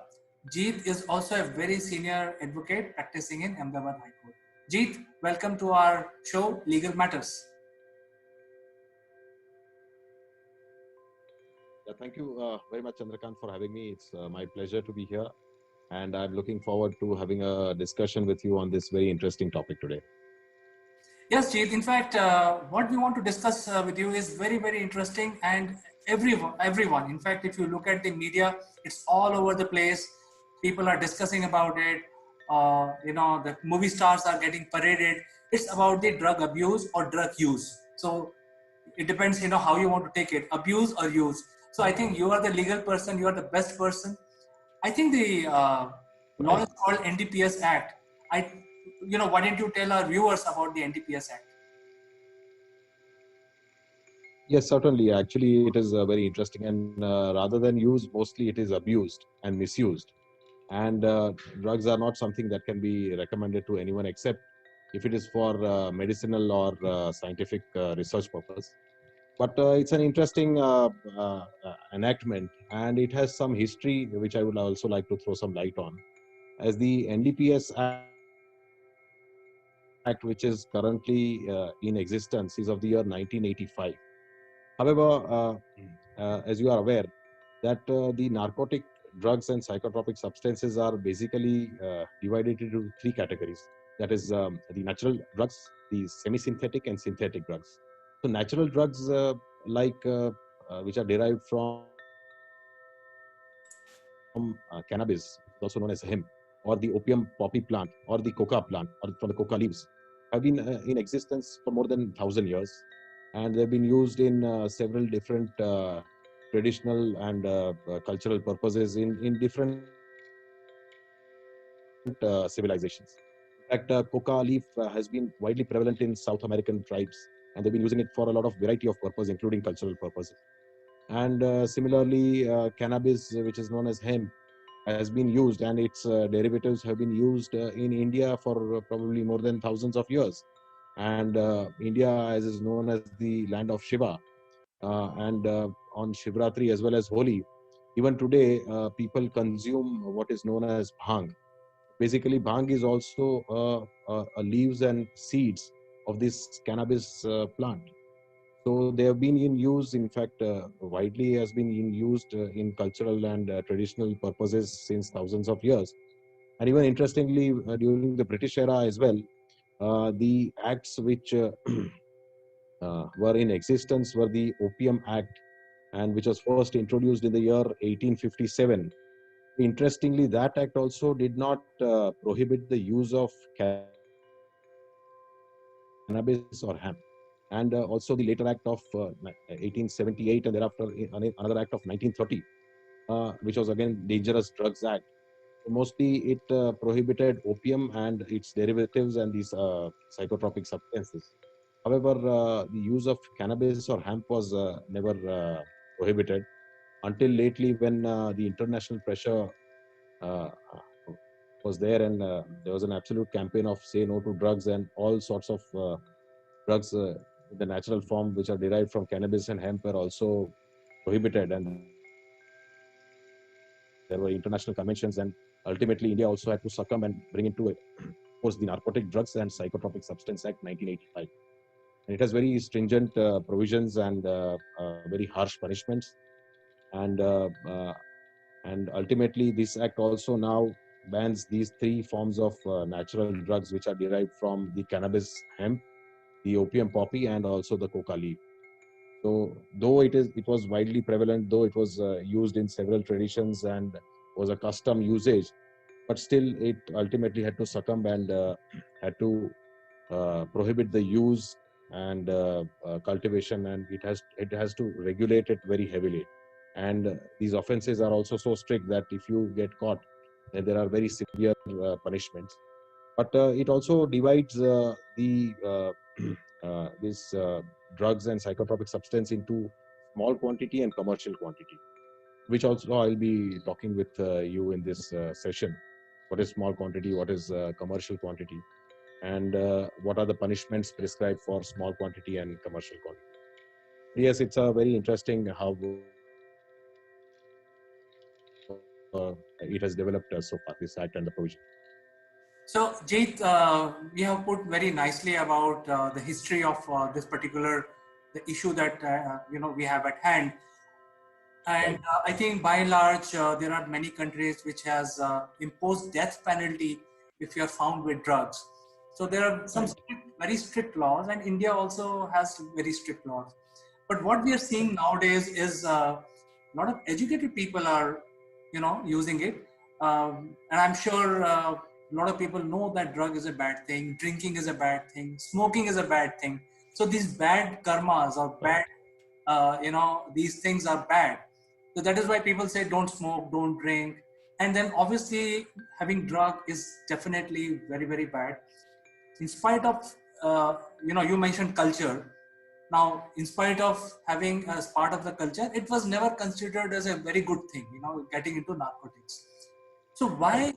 you, I don't know whether you will like to dwell into this subject where the educated class or really the creme de la creme is now getting into uh, the drug abuse. Is there a reason Yes. this drug abuse? uh, well, basically, if you see now, though 80s 70s was a different era, but now even a lot of countries which had heavily tried to restrict these drugs like cannabis, hemp, have now, in fact, taken a different turn and has now legalized and regulated the use of cannabis in a lot of countries, like Canada and Netherlands also has regulated its and permitted the use of cannabis. Also, USA, a lot of states have now relaxed their provisions regarding the use of cannabis. So, but though, of course, I mean, it can't be recommended, it can't be prescribed, or it can't be said that everybody must do this. Ultimately, it's a personal choice, and every individual has an autonomy to decide what is best for him. And that privacy and that decision should be left. That is what my personal belief is. Be left to each individual, and the state, though, has an important role. Of course, it must be seen that abuse has to be restricted because it is neither morally good for the country, even economically is not good, because the best the best people, the best brain, the resources of the country are drained out. And certainly it is not something that should be used so prevalently. And there should be curbs, and it should be restricted, and also there has to be severe punishments for cultivation and illegal use and sale of such substances. So But you culturally, yeah. So you mentioned that you know the educated class or really the creme de la creme is now getting into this, and this is where the government challenge is to stop it, because some of the role models might Right. percolate it downwards, and it is not good for the people. So how much is the quantity? Is it permitted at all? First question. And part two is there a limited quantity that people can have legally? Well, actually, no quantity is a permissible quantity except it is for the use of for medicine or for scientific purpose. There are authorities prescribed from where licenses have to be procured, and based on such licenses, the permissible use can be done for medicine purpose. But also with regards to medicinal purpose, a lot of day-to-day medicines which are taken by probably all of us also contain some form of narcotic, synthetic or semi-synthetic drugs. If I give you an example, codeine, which is also a very prevalent substance abuse, which is abused, is used in a lot of cough syrups. So a lot of people get addicted to such cough syrups and they are being abused. Also, morphine, which is also a psychotropic substance, is used in a lot of painkillers. So is opium. And all these painkillers are provided over the counters and people can easily buy it. And however, a longer use can is not good for health, and also sometimes people can get addicted to such medicines as well. So eh, I would say that every individual has some or other way has consumed these drugs, but purposefully doing it for recreational purpose alone and then getting addicted and being abused by this drug is something which has to be regulated. And yes, as the government is now coming down on all these celebrities, because as you said, they are role models and people look up to them. If they get into such activities and openly do it, then yes, that will create a big problem for the country and the future of this country. So what is permissible limit you were asking, and what is the is there any limit which can be permitted? According to the Act, the NDPS Act has classified these limits into small quantity and commercial quantity. So if somebody is found to be in possession of any of these narcotics, in fact, there are more than 200 substances which are being prescribed under the Act, and every substance has been given a limit. So, for example, if you say weed, it is known as ganja or derived from cannabis plant, the small quantity is prescribed as 1 kilogram, and more than 100 kilogram is prescribed as the commercial. So, if somebody, it is not that it is legal or it is permissible to have less than 1 kg. It is also an offense to have even 1 gram. The difference is this, that if you are found with lesser amount than prescribed for small quantity, the offense is not so serious, and the maximum punishment prescribed would be less than 1 year or a fine up to 10,000 rupees. But whereas if you are found with a commercial quantity which is more than 100 kgs, then the punishment can be more than 10 years up to 20 years, depending on the quantity, and also your antecedents. Because if you are found, if this is a second or third case against you, then there can be death penalty as well. But I may just quickly go through the provisions. If I can just, what is the uh, quantity prescribed for small and commercial quantities? So, so the popular, which you might be aware of, the drug called cocaine. For cocaine, small quantity is 2 grams, whereas commercial quantity is more than 100 grams. If a person is found to be in possession of less than 2 grams of cocaine, then the maximum punishment which is prescribed under the Act is of up to 1 year. And if he is found having more than 100 grams, which is commercial quantity, then the punishment prescribed is more than 10 years up to 20 years. But if it is between 2 grams to 100 grams, then the punishment can be up to 10 years, any period of imprisonment up to 10 years. So another narcotic drug which is also popularly used is codeine, which I just said is used in cough syrups. So there the small quantity is 10 grams and the commercial quantity is 1 kg. So if somebody is found having less than 10 grams, then the punishment is much lesser, up to 1 year. But if it is found with more than 1 kg, then it is up to 10 years to 20 years. Also, ganja, as I said, is 1 kg is the small quantity and commercial quantity is 20 kg. Heroin is also one of the mostly abused drugs, wherein the small quantity is 5 grams and commercial quantity is 250 grams. Another one popularly known as Mandrex, which is the methaqualone, known as methaqualone, wherein the small quantity is 20 grams and the commercial quantity is 500 grams. And morphine, which is also used in a lot of painkillers, is the small quantity is 5 grams and the commercial quantity is 250 grams.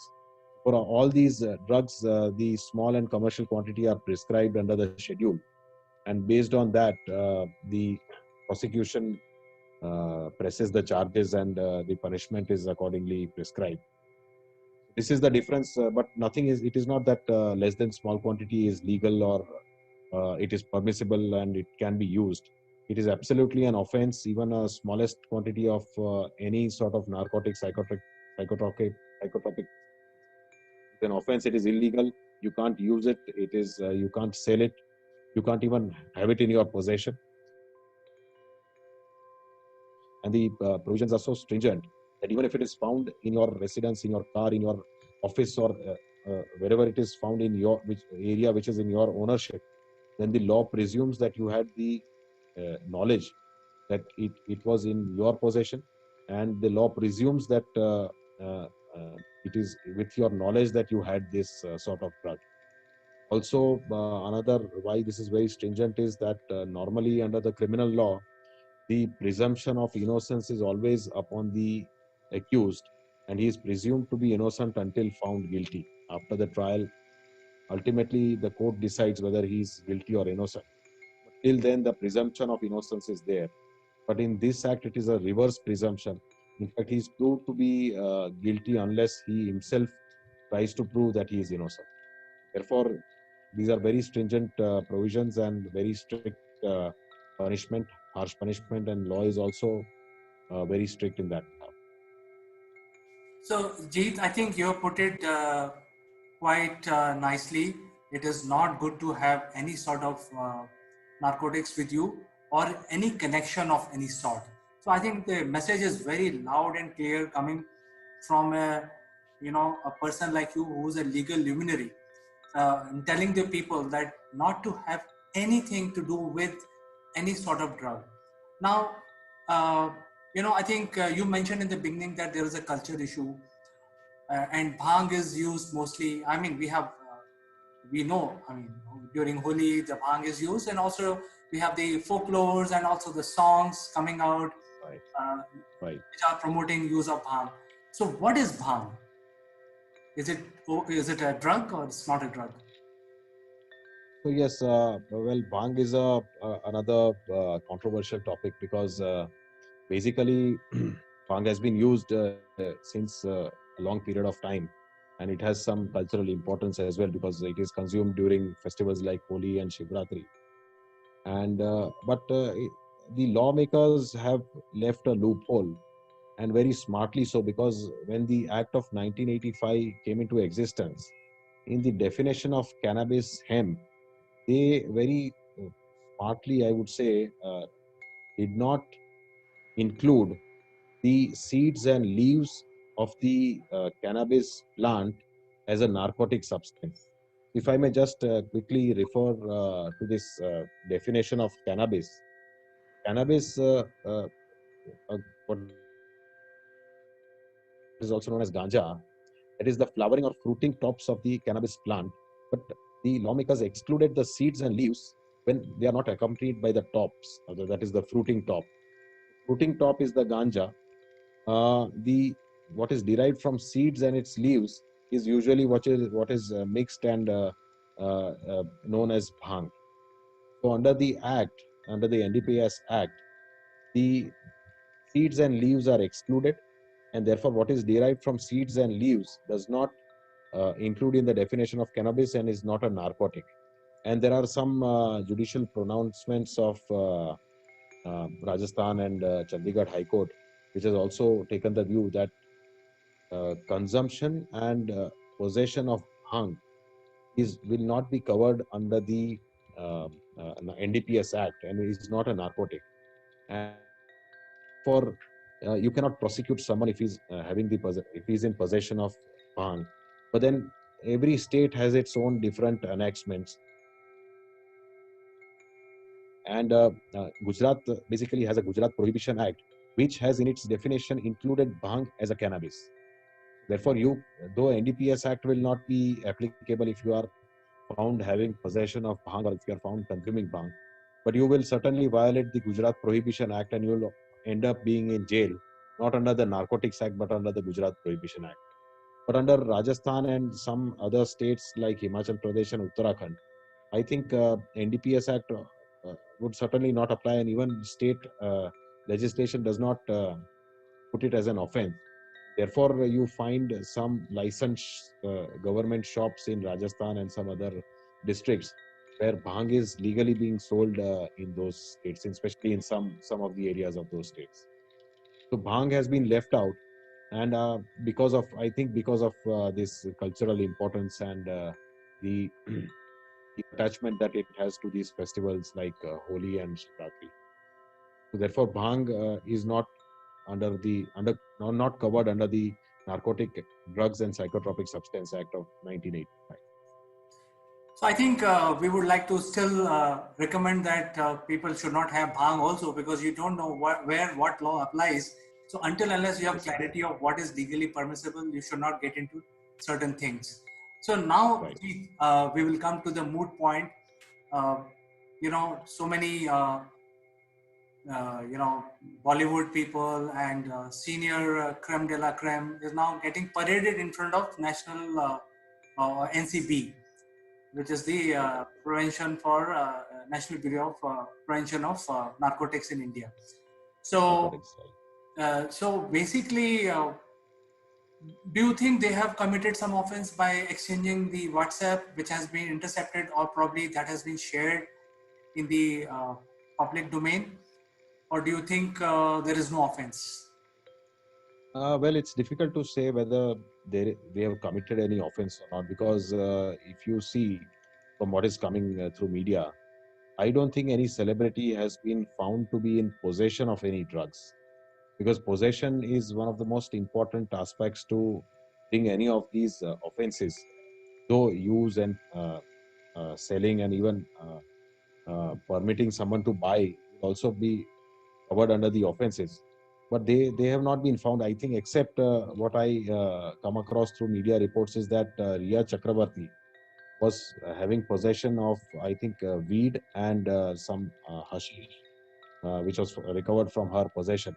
But that quantity was also very less, and that quantity cannot in any way be brought under the commercial quantity. So there was very less quantity, a small quantity, and also no other celebrity has been found to be in possession. And however, what investigations are going on is because some chats have been found where it appears that they've been referring it to something as drugs and talking about it. But with respect to if such chats and if some details come about, then the NCB, that's the National Bureau for Narcotics, are certainly, it is within their reach and jurisdiction to call for information, and they can call for witnesses. They can summon the witnesses, and the witnesses are under an obligation to provide the information or whatever knowledge that they have to share it. And ultimately, it is for the NCB to decide whether any charges can be brought against all these celebrities or not. But ultimately, it depends on what investigation is carried on, what is recovered from there, and what are the proof available. Otherwise, only on the basis of chat and which is not very clear, charges cannot be pressed against all the celebrities. So, Jeet, some time back you mentioned that if the quantity is recovered, then there is a clear evidence available. and if the quantity is not recovered, is there a provision, or how does the law looks at the circumstantial evidence, which is some sort of somebody says, hey, I've supplied the drug to this and this person. Will that hold any water? Confession, basically, confession to the officers of the NCB are admissible, and that depends on whether they come out and say the same thing before the court or not. Because their statements made to the NCP, though being admissible, will ultimately be put to test when they come and depose during the trial. During the trial, if they retract or say that this confession was under coercion or under force or due to duress, then that will depend on the other relevant evidence which has been gathered. So basically, confession under the Indian law is a very weak evidence, and only under the NDPS there are provisions that say that confession can be admissible, but that will also have to depend on other evidences which have been collected.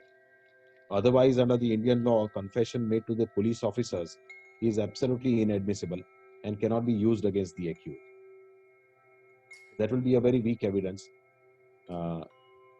Yeah, so I think the last question we have in this program is, in that case, since there is no evidence to link the celebrity with the drug, do you think it is right to parade all the celebrity in front of media, in front of NCB? Well, it is within the jurisdiction of the NCB to call for information, to call for witnesses, those who they think have some knowledge of any offense having been committed. So it is not wrong to call them for investigation and to investigate or inquire from them and gather information which is relevant for the investigation that is going on. But unnecessarily trying to parade every other celebrity, I don't think that is the intention of or that should be the intention of the NCB. But in order to gather information, they can certainly call for these celebrities and ask them and inquire from them and investigate them. So I think we had a very wonderful discussion today, Jeet, and I think our viewers would know about what is right, what is wrong, what is permissible, what is not permissible, and also a little bit about NDPS Act, which governs all these aspects. So it was our pleasure, and I look forward to meeting you again, discussing about some other legal matter very soon. Right. Thank you very much, Chandrakant. Even I had it was very nice for you to call me, invite me for this session. And I also really enjoyed the session. Thank you very much. You have a nice day and see you next time. Bye-bye. Right. Thank you very much. Bye-bye.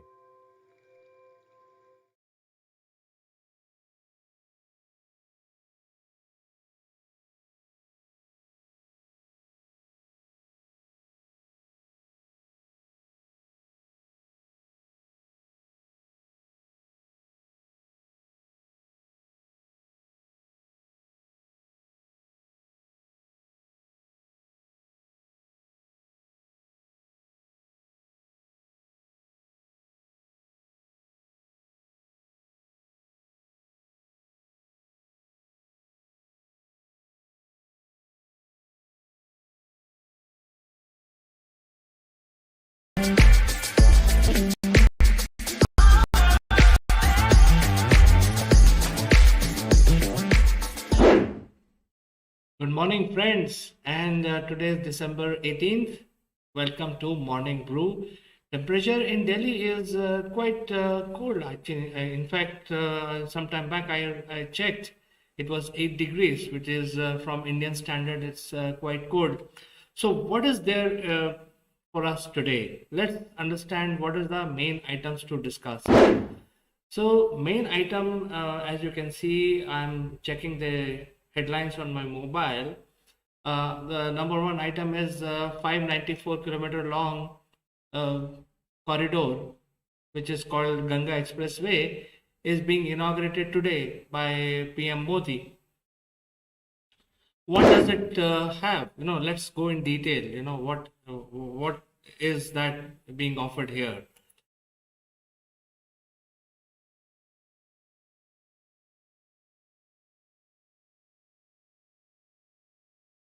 Well, this road will start interestingly from Meerut and go all the way to Prayagraj and connect all the major destinations which are around Ganga. So therefore, this is an interesting thing because you know Ganga, traveling across Ganga is an experience by itself. If you have not done that, I suggest you do that because I've done it a couple of times in my life. Not very far off, but up to major towns which are close to Delhi. So I think it's an interesting development, and I think a good one. And I feel that this is something that we should be very happy about, especially people who want to go and live the experiences of pilgrim places in and around Ganga and even in Bihar and also in Calcutta. So I think this is interesting that the work on the Ganga Expressway has already begun. What is the next story? Now we know that the Omicron is spreading. We keep hearing that every day there are, new cases found of Omicron. Now the study shows that if India sees a spike similar to what the United Kingdom has seen, then there will be something like 14 lakh cases every day because this Omicron is very, very infectious. It is 30% more infectious than the old Delta variant. So I think this is something which is alarming, and we should always keep our guard on. We must wear mask and also maintain social distancing. What else important? Well, the US sanctions against China, um, it's all politics. I don't want to basically discuss that.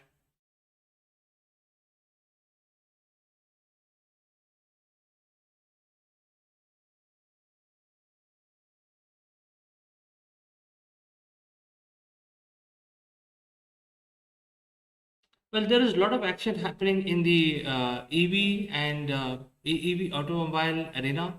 There are a lot of new variants are being launched. I think I personally believe there is a huge market for upgrading your existing vehicles to EV. So, although there is a scrappage policy launched by Government of India, but I personally believe that there is an opportunity for getting your EV upgraded. So when you have your EV, you love your vehicle, and but it's an internal combustion engine, and especially now when there is a lot of EV and there is emphasis on getting EV, and I think everybody is conscious, but they also love their cars. So there could be a possibility where you can actually get your old car converted into electric vehicle. I think government must offer a solution like that. Like for example, I don't want to, my car is very well maintained. Even after 10 years, it is as good as new. In fact, if I get into my car, it smells like a new car, even today after 10 years. So I don't want to get, it will be a heartbreak for me to send my car on a scrape, into a scrapage as a under scrapage policy. So I think there has to be a provision where people actually start upgrading their vehicles from petrol engine to electric vehicles. So I think there has to be some ruling around that. There could be a lot of companies which can come out with innovations. Like for example, there is a company called Kinetic, which is only producing kits for converting your three-wheeler and two-wheelers. So their end customers are the EV producers. So I think there could be some innovations like that. Let's see what more we have today morning. Today is Saturday, by the way, so nothing much is going to happen.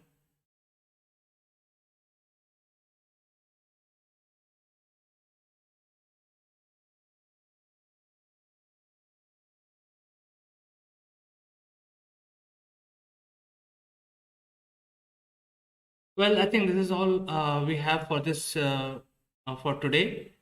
Uh, and I will be very pleased if you send me something that I missed, something important. And this is the program is called Morning Brew. So it is just the first thing that you catch up your headlines. So we are trying to analyze what are the headlines. So then I think that today's headline is PM Modi is going to inaugurate the 36,000 crore project of Ganga Expressway. So with this, I'll say goodbye for today, only to catch you again tomorrow.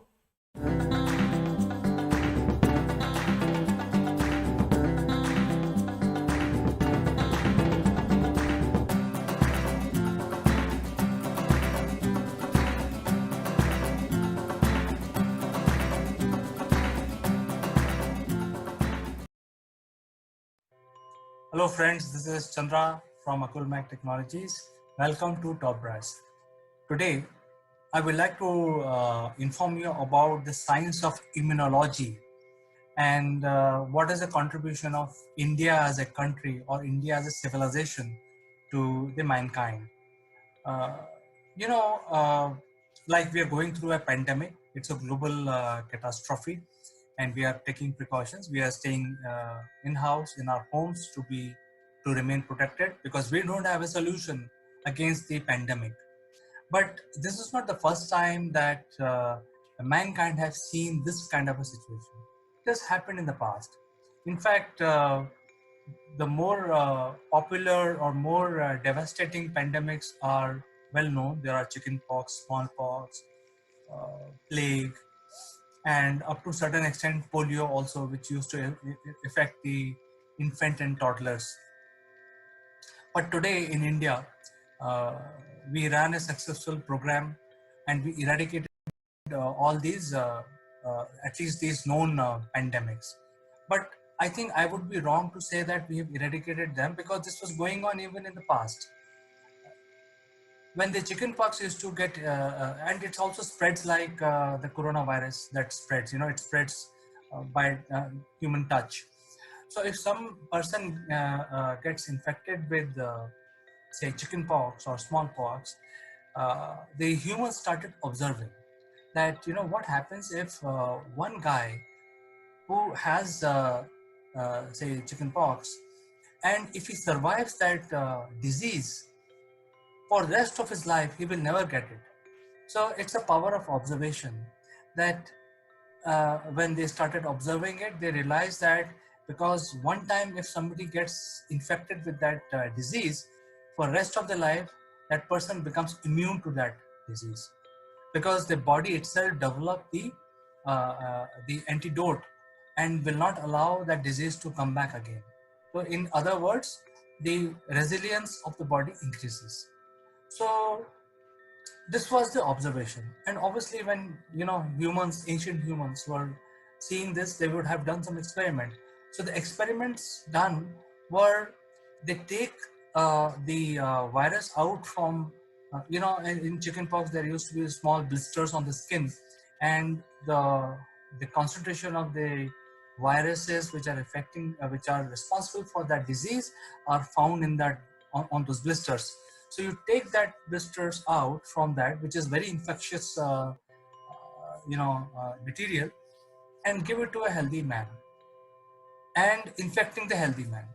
Now, by doing this permutation combination, we have no record of what was going on, but by doing this permutation combination, the humans, ancient humans, realized that if we give the this disease to a certain person in limited quantity, in certain less quantity, so the person will get infected, but the body will fight that infection, and then the person is sort of inoculated for rest of the life.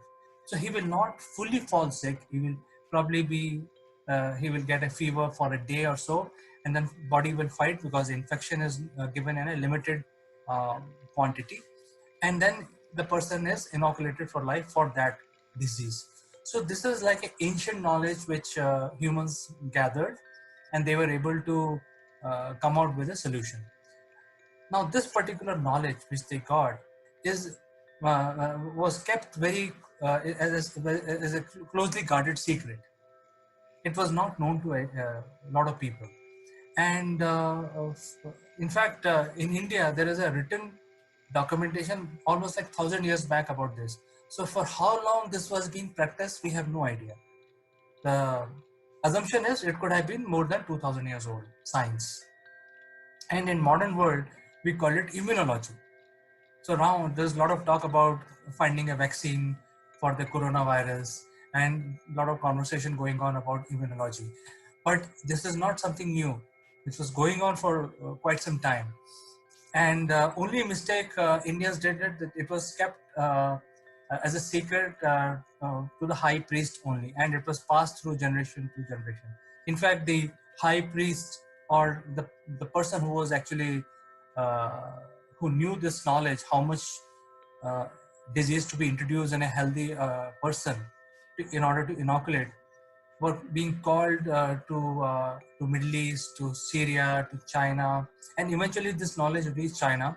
And from China and India, this knowledge reached the rest of the world. So this is so amazing. When I was reading about and when I was trying to do research before I started making this video, it was so amazing that the human ingenuity is so vast, and it's not something which is related to the modernness or the modern sciences that we see. This was already known from 2,000 years back, and the humans were working on the immune system even without the modern medical systems being available. Even today, the modern science have no answer to this pandemic.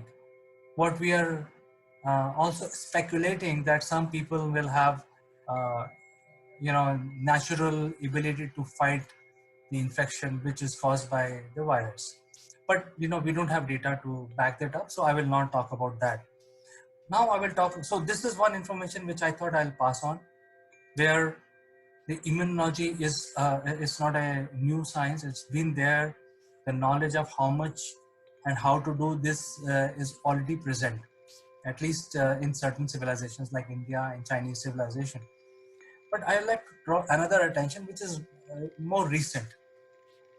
India got independence in 1947, but these issues were there. A lot of people were dying of chickenpox and smallpox because this knowledge was sort of lost, because we were ruled by the British, and then before that there were a lot of invasions which were going on. So this knowledge was lost. So a lot of people were dying, a lot of infants were dying, and there were a lot of pandemics in India. So the Indian government decided that they want to fight these pandemics, and they decided to launch a very strong, very well organized programs in the 60s. So a lot of inoculation happened. In fact, uh, in 60s and onwards, the inoculation used to happen door to door. The medical officers used to go and each houses and inoculate people so that they don't get that infection. So 60s there was inoculation. In fact, the technology of giving these inoculation was very primitive, because they had to inoculate thousands and thousands of people, because India has a lot of people. So people who got inoculated in 60s and 70s have the scars on their arm, because that inoculation used to leave a scar. But after that, the government created a complete plan.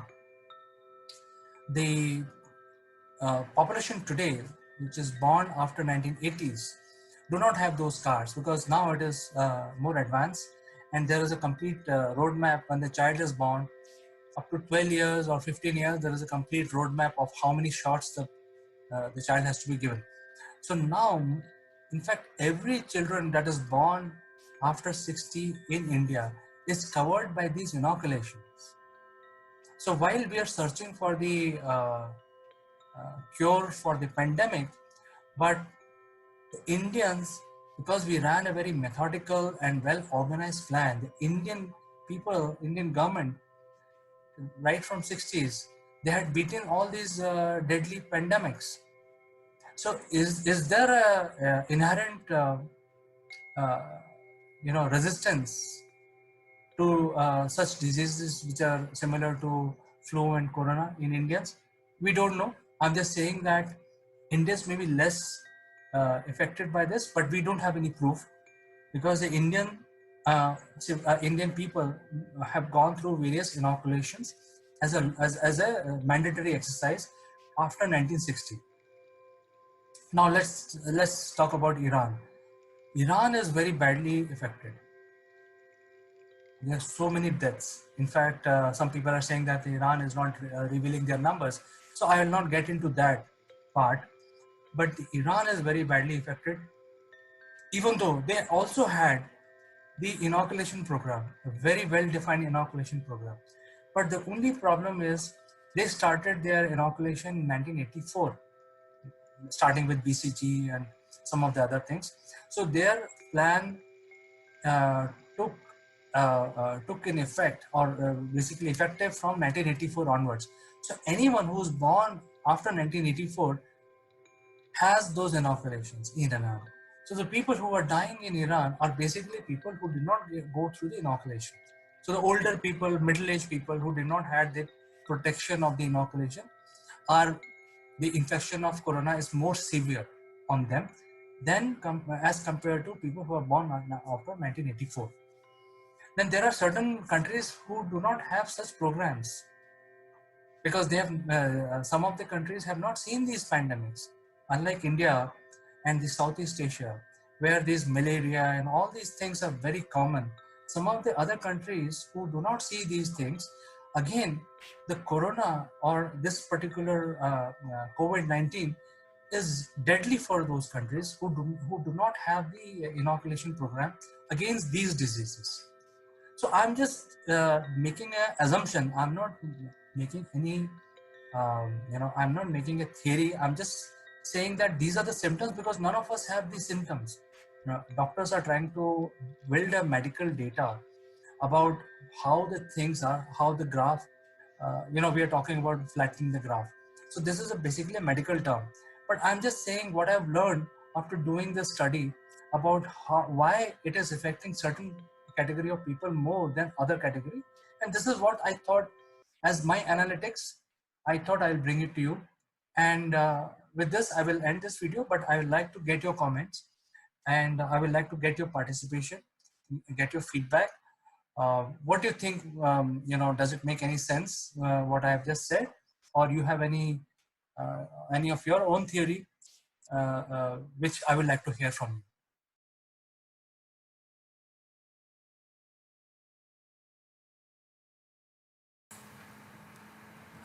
Hello friends, this is Chandra from Akulmac Technologies, and today I would like to share a piece of advice, or you may even say it's a tip, which I will give it to you, especially when you are a startup CEO or you are a marketing head. So here is a tip which I want to share with everyone. The tip is that whenever we come across an idea or we want to talk about or market our idea, we have to be authentic and we have to be original. So when we come across a lot of other people doing a lot of innovative things, we may get inspired by those people, their efforts, etc. But when we talk, we actually don't copy their ideas. We have to improvise and come out with something original and authentic. Why I'm saying this? Because this is very, very important, because if you are authentic, it will be very important for you to defend and not discard your own idea when you are questioned about your own solution or offerings. So it is very important to be authentic and be original to be successful in life. So with this tip, I will end this video, and hopefully this advice may be useful for you. And just drop a message if just in case if you want to have any further discussion with me in terms of any guidance or any further tips that you may need. Thank you very much. Bye bye.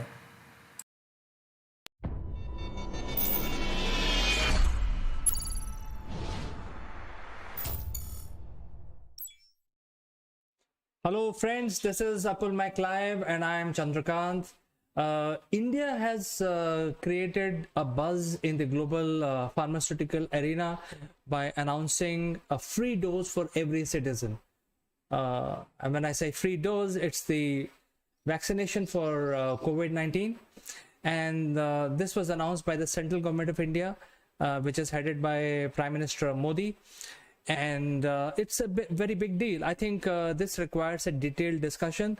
We are actually going to discuss this very point today in our show, and we have a very special guest joining from UK. So friends, stick around to this show because there is a giveaway. We will tell you in the end how you can claim your free gift. Welcome back, friends. And recently the Indian government has announced that there'll be a huge plan for vaccination of its citizen. And we will discuss this particular point today. And to discuss this further, let me invite my friend from UK, Mr. Naval Gung.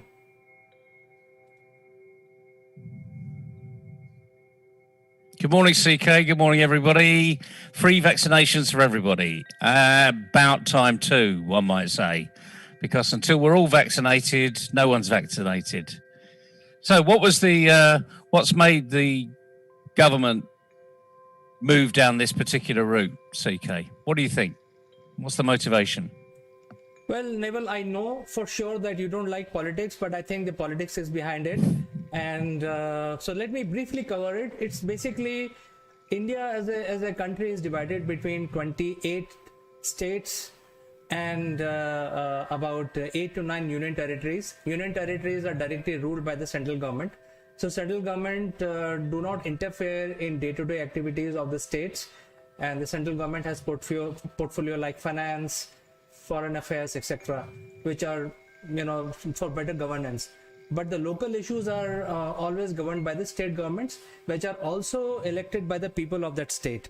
So what happened was that there was a blame game going on because people don't want to work, they don't want to take care of the citizens in certain states, and they were saying, hey, central government is not providing enough vaccination.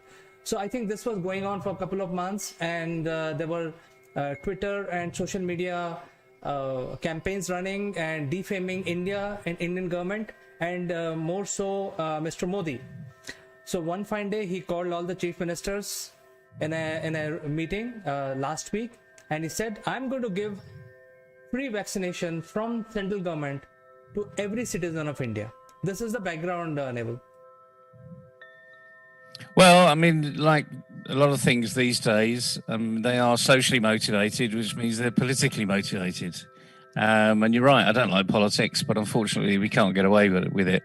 I mean, the good news is from this perspective is that decision's now been made at the very top, which is great because now all you've got to do is do it. Yes, Neville. In fact, now the state government and opposition government cannot blame that they don't have enough vaccination. In fact, there are certain state governments who have wasted millions of vials of these vaccinations because they said, we don't want this one, we want the other one, we are waiting for the other one, this one is not good, and so on and so forth. So I think there was a lot of debate which happened for past 2 months. A lot of bad campaigns ran through social media.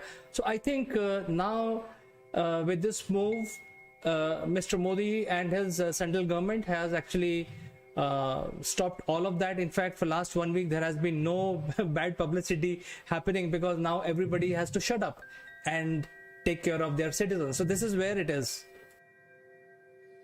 Well, it's an interesting state of affairs because I was being a little sarcastic, as you probably might have gathered, when I said all you have to do now is just do it, which is my favourite phrase of all time.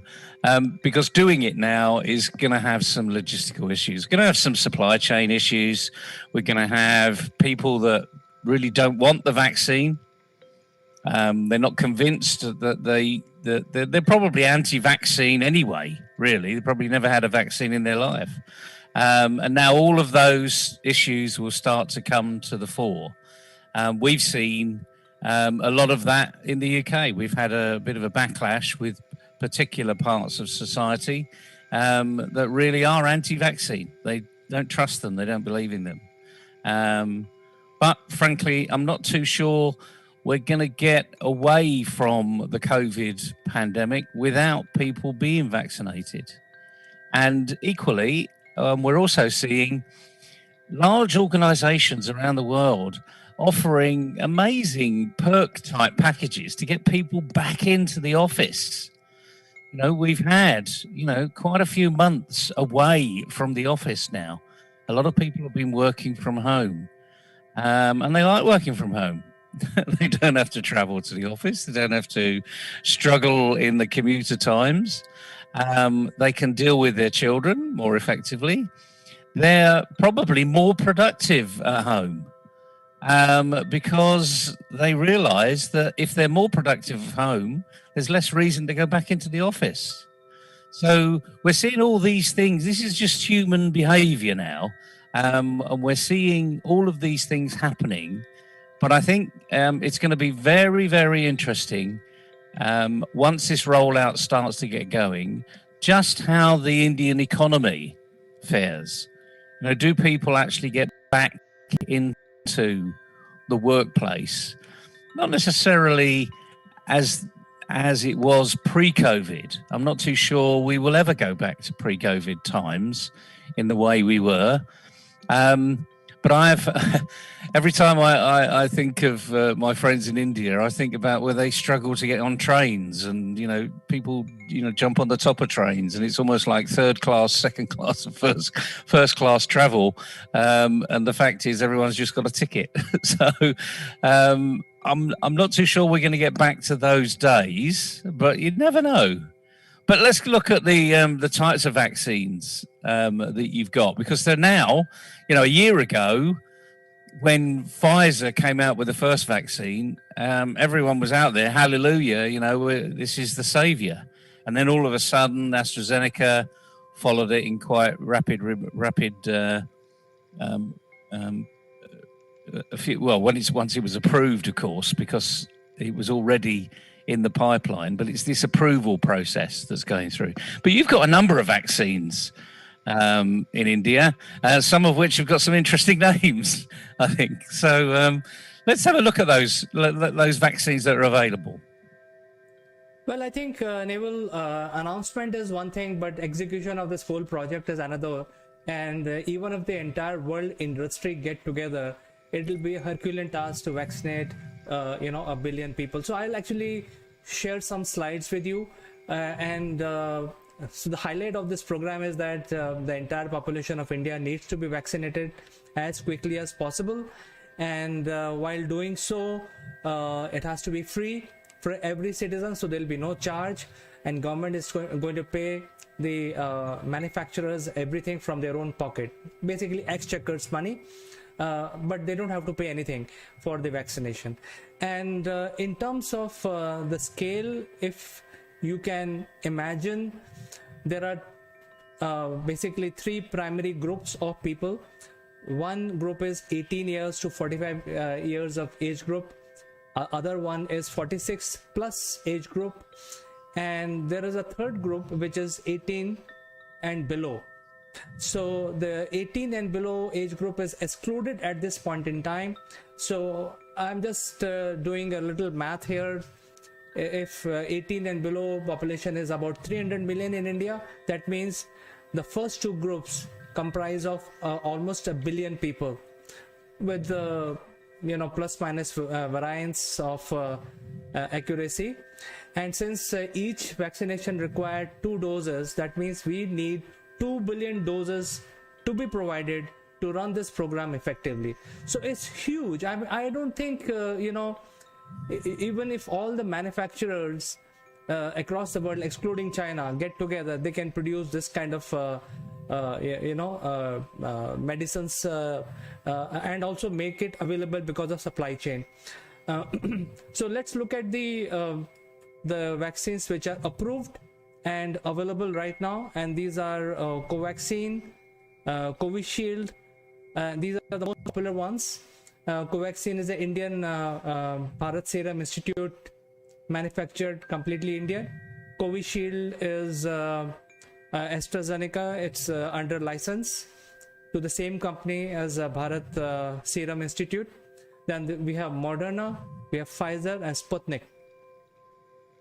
And what is coming up are additional new type of vaccinations which are being produced, and I think by June or end or July beginning, all these will be also available. So first one is BioE sub vaccine. Then I've created this in red color because I want to talk a little bit about this. It's an Indian company based in the west province of India called Gujarat, and this company is called Zydus Cadila. They are working on the most effective medicine, and it is based on the DNA analysis. So it requires genetic studies, and this is also going to be out by June or July for the first vaccination. Then S2 Novavax, I don't know much about it. And the fourth one is also very, very interesting. It is called nasal vaccine, again from the Bharat Serum Institute. What is so special in nasal vaccine is like it will have you just have to apply 2 drops in both of the nostrils, and then you are vaccinated, so you don't have to do any injection. And based on my reading on their company website, what I found is that none of the vaccines actually protect your upper lung and your throat trachea area. All the vaccines are protecting your lower lung from coronavirus, and the nasal vaccine will be basically protecting your upper lung as well as your throat and the trachea. So this is going to cover the entire body from coronavirus to enter your body and infecting you. Even your throat infection, even causing flu in your throat, will not happen if you have the nasal vaccine. So that is under development. And interestingly, UK is actually collaborating with India to develop this one. This was part of the billion pound contract which India and UK signed few months back. And the last one is Geneva mRNA vaccine, which is going to be also available.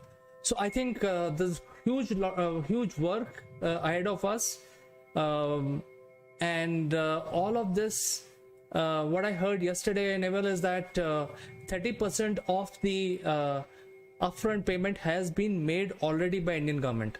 So the first tranche of the payment has been made already. Wow, that's it's amazing. And when we're talking about 2 billion doses, let's just go back to one of your first slides. 2 billion doses. We're not just talking about the cost of those doses.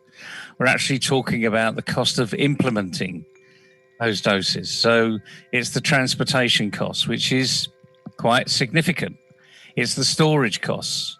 Then it's utilizing healthcare so that they can actually people can be vaccinated. Equally, it's all of the syringes and the needles and the little plasters they put on the backside, on the side of your arm afterwards. So when you look at the whole thing in the scheme of things, you're probably looking at somewhere in the region of $15, maybe $20 per dose, I would think, or maybe that's the total cost. But even so, $20 for the total cost times 2 billion. You don't have to do the sums there. Just put a naught and double 2. $40 billion. I mean, it doesn't bear thinking about, really. I mean, I come from the oil and gas industry, so 40 billion is just 40.0. As far as I'm concerned, because that's how we used to look at the numbers. But even for a huge government and a huge country like Pakistan, like India, beg your pardon, it's a massive investment, and that's where we need to be very, very recognize that this is not to be taken lightly. And I think it's everyone's, I mean, we're talking about people on the TV here saying it's everyone's duty to take the vaccine. Well, maybe it is, unless you've got something that is really preventing you, I think people need to be really considering whether they should be taking this vaccine, if they're at all reticent to taking vaccines. Because the bottom line here is, until we're all vaccinated, no one's vaccinated. Nobody's safe. And we're already here in the UK, in particular, we're already talking about boosters. Just like every year I get the flu vaccine, this is now just going to be added to that booster type regime. We've got to remember as well that this is a particularly nasty virus. And as you said, CK, what our scientists are recognizing is that it affects parts of the body in a different way. And I'm really excited, actually, about the nasal vaccine. I don't know if you recall, but 7 or 8 months ago, we heard about some tests that were being done with just simple nasal sprays in Canada.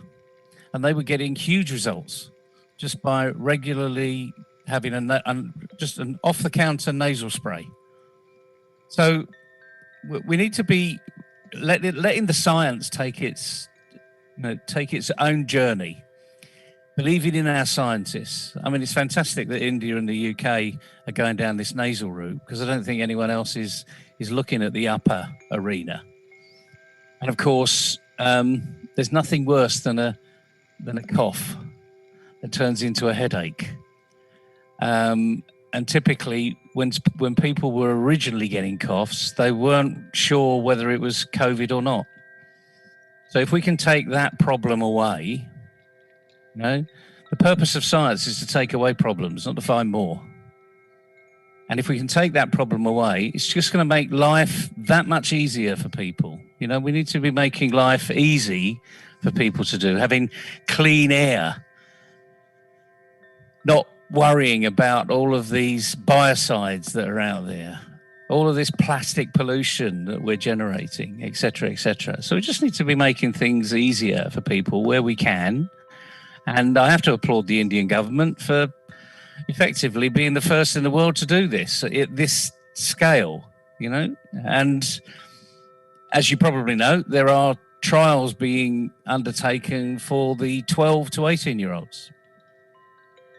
Because they're super carriers. It's not surprising, really, because, they don't socially distance at that age. They play lots of team sports. They're in the same dressing rooms. Can you remember the days where, as a child, everyone caught a verruca? Do you remember those days? When you went to a swimming pool and you came back and you had a verruca because someone had a verruca and it was passed on very quickly. Well, to be very frank with you, if if I remember my swimming days, which was as back as 12 months back, when I started swimming in the pool, when you go to swim in the ocean and the river, there is no issue. But if you go to a pool, then you will always come back with a flu. And even though the general directive was to get the hepatitis, because that is the fastest spreading disease if you're going to a pool. So I think, but then one of the doctor actually told me that you don't stop going to the pool, and that is how your immunity will develop. So I continued even after getting the flu. I was down for 3 days, and I used to pick my body up and go to the pool again. And after a couple of months, I got resistant to all this different flu public viruses which were coming through the pool. So I think the public pool makes you very strong. I think that's my opinion. Yeah, you could well be right. But I remember as a child, bazooka the verruca, we used to call it. And there was even a medicine called bazooka. And and equally, chicken pox. When one child got chicken pox, all the children got chicken pox. My parents would go out their way and make me play with kids that got chicken pox. And I think this is just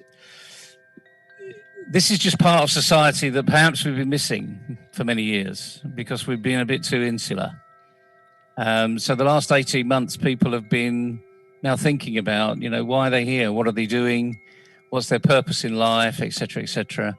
So I'm hoping that this move by India is a very positive move. It's going to actually happen without other politicians getting in the way by saying we want this vaccine rather than that vaccine.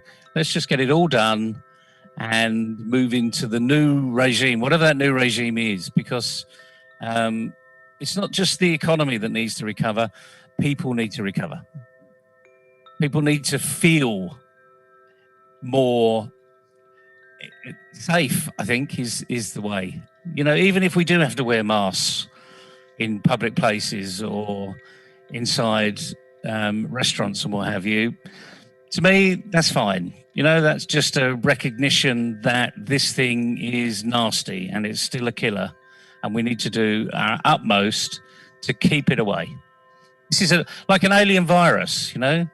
Doesn't matter whether it was actually physically created or you know, in a animal form or whatever it is on the earth. It's an alien virus. We don't like it, and our system will buck the trend and go against it. So let's let science take its course, support all the healthcare arena, and do our duty. I mean, that's really fundamentally what I think the message needs to be today. There's nothing stopping us. Absolutely, Neville. On June 21st, this drive will start in India, and the central government of India will actually provide all the vaccinations to the state government, which will be responsible for vaccinating the people. And you mentioned about plastics, syringes, and all that. That will be the responsibility of the state government. So now, hopefully, the debate will end and people will get their vaccination which they have been waiting for. When I went for my second dose, I found it very, very smooth process. You go to the app, register your slot, go there on time, then it works like a clockwork. You know, you go, stand in the queue, show your PIN number, they register it, and then within 15 minutes you get vaccinated. Then you wait for 20 minutes or 30 minutes to see any side effects, and after that you just walk out. So it was just a very smooth process. It took about 45 minutes to get my second jab a few days back, and as soon as I was vaccinated, I got the certificate immediately. So it's all fully automated. There is no human intervention, there is no payment to be made. As it is, there was no payment at all, and because you're paying through the app, which is the central government. So I think it's a very smooth process, and once the state government is also getting it for free from central government, I think the whole process of blame, I think the state government now have to, all state government, 28 plus 9 union territories will have to get their act together and provide vaccination centers in plenty of numbers to cover the population of India. So Neville, I think we had a very good discussion today. Thank you so much for finding time and sharing your thoughts on this global news that India created a few days back. We'll catch up again tomorrow, Neville, on something more interesting. Thank you, CK. Have a great day, everybody, and get vaccinated. It's free. We have some unique Akulmek memorabilia which will make you look outstanding. The graphics on these corporate gifts are based on the global best business practices. To become recipient of one of these gifts for free, you have to watch this video till the end and provide your valuable comments, or you can also share your experiences. The person who makes the best comment would be chosen to become a recipient of these beautiful Akulmek gift, absolutely free, delivered to your doorsteps. The winner would also get a chance to be invited live as a distinguished panelist during our next video. What are you waiting for, friends? Please subscribe Akulmek and smash that like button.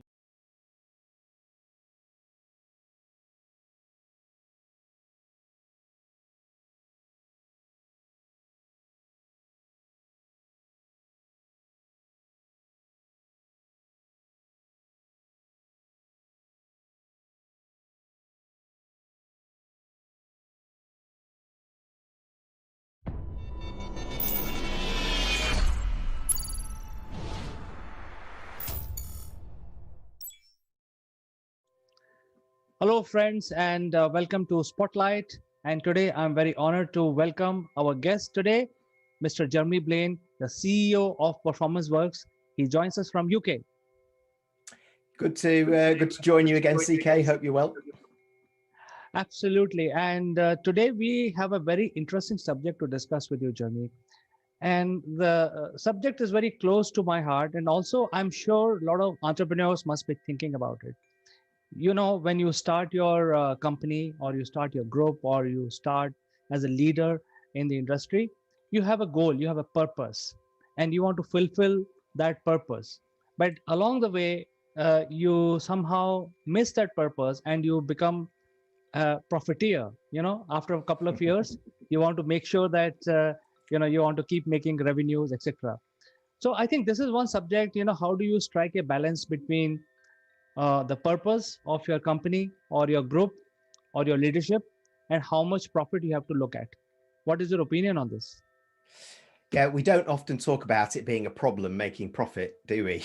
in business. What a way to start 2021 after we've just had this pandemic and businesses are looking, some businesses are fighting for survival, some are fighting for every piece of margin.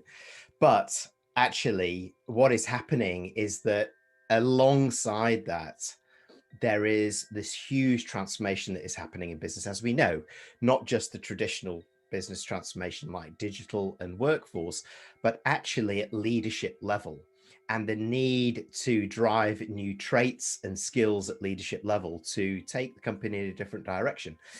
And there is a growing groundswell of leaders across the world who are, I would use the phrase, who are becoming forces for good. So beyond the company walls, they have an eye to what is the contribution of the business and them to society, to the planet as a whole, when we talk about climate change, but also how they can manage and lead their business more ethically and balance profit and purpose together. And purpose, I think it's worth mentioning. When we say purpose, that is going beyond traditional vision and mission.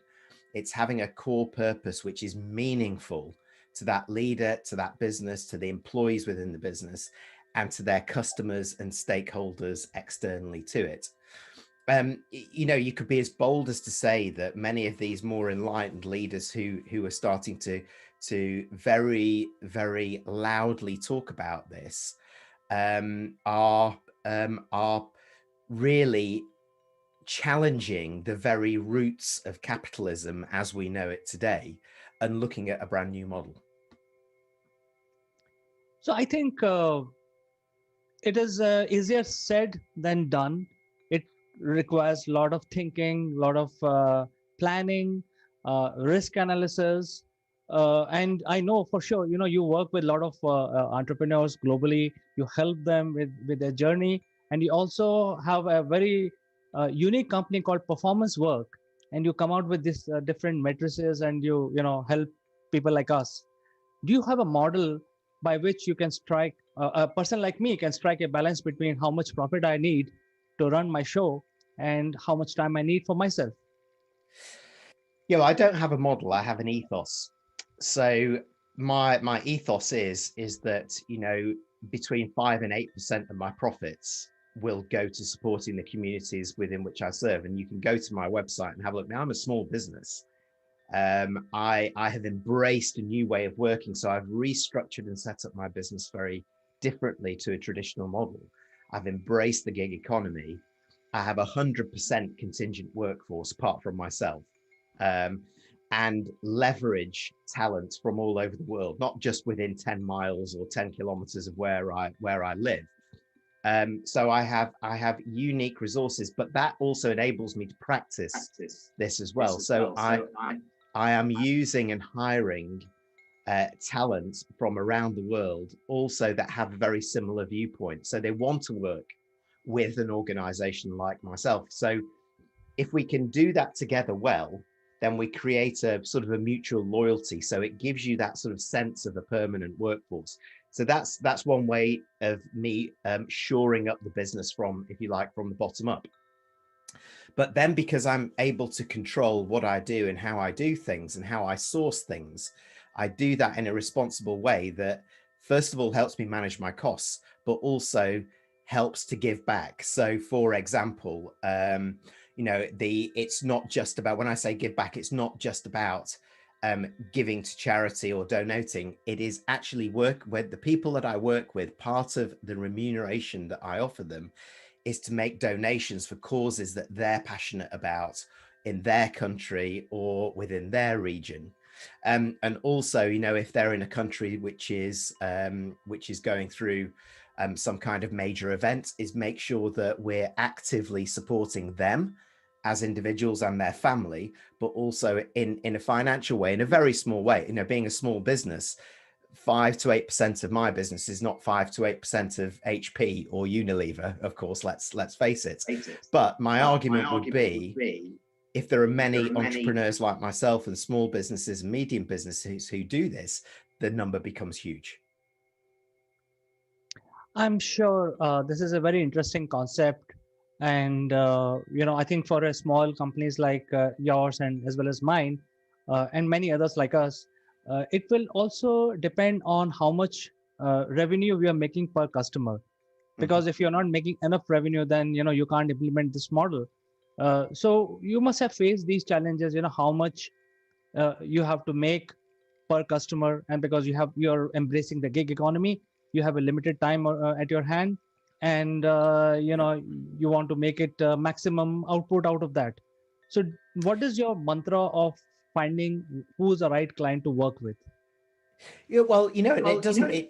Even if you've got a blueprint of the right client, it doesn't always work. That. You feel that it's good potential, but it's there. But so I don't look at it on a client by client basis or a partner by partner basis. I look at it as more of the overall business mix. So in margin terms, I have a minimum margin that I look at, which enables me then to give back.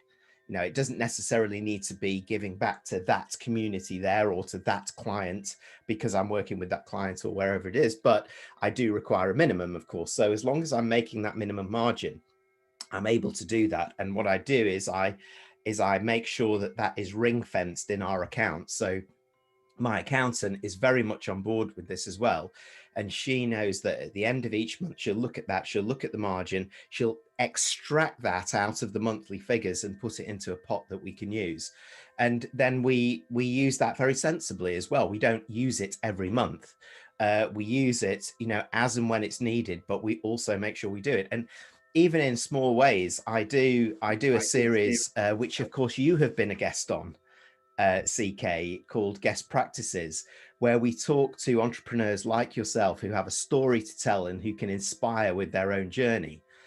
And part of the way of thanking my guests with that is, as you'll remember, is talking to you about what's really important for you, where you live, or the country where you live, the region where you live, that we can contribute to as an added thank you for being there, and we make a donation. So it comes either in moments like that when we do very specific things like that, or month by month, quarter by quarter, when we look at what the available pot is, and it's always different, and where it's needed. So for example, at the end of 2019, we diverted much of our funds, not just to the poorest places on earth, but also some of the countries who were in bad need of it. So it was around the Australian bushfires, you'll remember, which absolutely decimated not just communities and families, but wildlife on a large scale and the natural environment.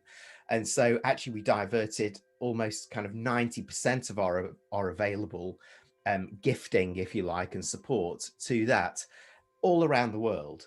And again, I reinforce, even as a small business, you can do this. Every little helps. Just remember that.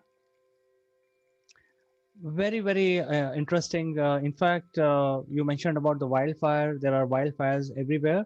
And, most of the time, the plight of the wildlife is sort of ignored. And I think people like you are doing a lot to help this cause. So this brings me to a question which is lurking in my mind, and that is, this needs to be spread. There has to be a rub-off effect of what you're doing. I think all of us should embrace the gig economy and also contribute whatever percentage we have in mind back to the society. So are you thinking or planning or already have a group where like-minded people can join and share ideas? Well, yes, informally, I would say, but I'm also learning from people and entrepreneurs. So there is a CEO in the UK called Paul Hargreaves, who is the CEO of a company called Cotswold Fare. It is a wholesale food distributor. He is absolutely committed to this, and he wrote this book that you can see here, Forces for Good, which is talking about creating a better world through purpose-driven business. And his argument with this book is it's about leaders. He is one of these new breed of leaders who's had he's my age, had a traditional career, and then started his own business, was a profiteer, as you called it before, and then suddenly took a step back and say, you know what, I can do more, and I need to do more, and we have a duty to do more. The old model isn't working, and there are lots of people like this. So there's an informal community that we talk about, and I've also interviewed Paul on those same kind of guest practices podcasts that I do that I was doing for you, and it's fascinating. Talk to somebody like Paul, and he is so emotionally tied to this, that the way that he talks about his business, his people, communities that he serves, some of the things that he's dealt with and the people that he's helped, you see how deeply it affects him on an emotional level. And this is where that new breed of leader, I think, really models the behavior. They're very, very in touch with the human center of themselves, the emotional side. They embrace human-centered leadership. They embrace community-centered leadership, as well as driving the business forward. And he is a great business person, so he is very focused on doing that, but alongside his support. Now, one very formalized element that goes alongside that in the UK is something called a certified B Corp, B for Betty. So certified B Corp, certified B Corporation. Google it, have a look at it. It is a new standard. So you'll know the ISO standards that we shared sort of worldwide around process quality and all of those kind of things. Certified B Corp is a process accreditation system which looks at what we're talking about here: purpose-driven businesses and leaders. This goes beyond what like ISO used to do. It looks not just at processes and systems and how you operate. It looks about your employee policies, your community policies. It looks at where you source every single product from. It looks how you manage your partners and distributors. It also considers how you are a voice in the marketplace for driving this kind of mentality and mindset shift at leadership and business level. It is absolutely staggering. So I'm starting to go through that process. And I must say, for a small business like myself, it's a really difficult process to go. It is. Now, I thought ISO was a difficult process and time consuming. This really is, but it's helping ask questions that I've not asked before. So I thought I was kind of on this road, but until I went down that certified B Corp route, I didn't quite see some of the areas that now are starting to be joined up in my business, how I operate externally and with others. Jeremy, it was my pleasure to know your personal side, and it is my honor to bring this to the viewers of my program. I think this is amazing what you're doing, and you have made up your mind, and you have made up a process within the company, which could be either copied by others and could be influenced. You can get inspired. I think that their possibilities are tremendous. We had a bad line in between, but most of the message is very clear. One should not only look at profit making or profiteering, as I've used this word, but also look at how you can contribute for a larger good of the society, because ultimately we are all social animal, and this is our world. We should not be not contributing. We should actually make from the society and give it back a little bit, or whatever we can.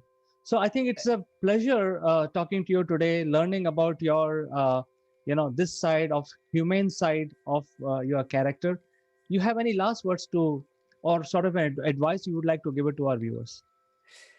Well, just 2 or 3 points actually. First of all, anybody can do this. I'm a small business. I've embraced a new structure for my business, which means that my costs are very low. So it enables me to do this even at the level that I'm at as a business. So anybody can do this. It's a mindset shift first, and it's a decision. And you're absolutely right. For me, I am totally committed, totally passionate, and will talk to anybody about it. So, if any of your audience here and our viewers would like to get in touch, then feel free. Very happy to have an exchange. But the other important point to note, of course, when we consider the new generations like the millennials in the workplace moving now up to management and leadership levels, and Generation Z coming into the workplace, that may also look for 2-3 jobs at a time, not necessarily a career, then they're looking beyond now the usual things like reward and remuneration. Many are now looking about what type of organization it is and how they are giving back to the community and to the planet as a whole, how they talk about the environment, sustainability, and their track record. And employer branding around this is so important in terms of talent competitive advantage moving forward, that I think that's a tangible benefit to come out of this, as well as you and us as individuals feeling much more fulfilled as business people. We can make profit, but we can also give back.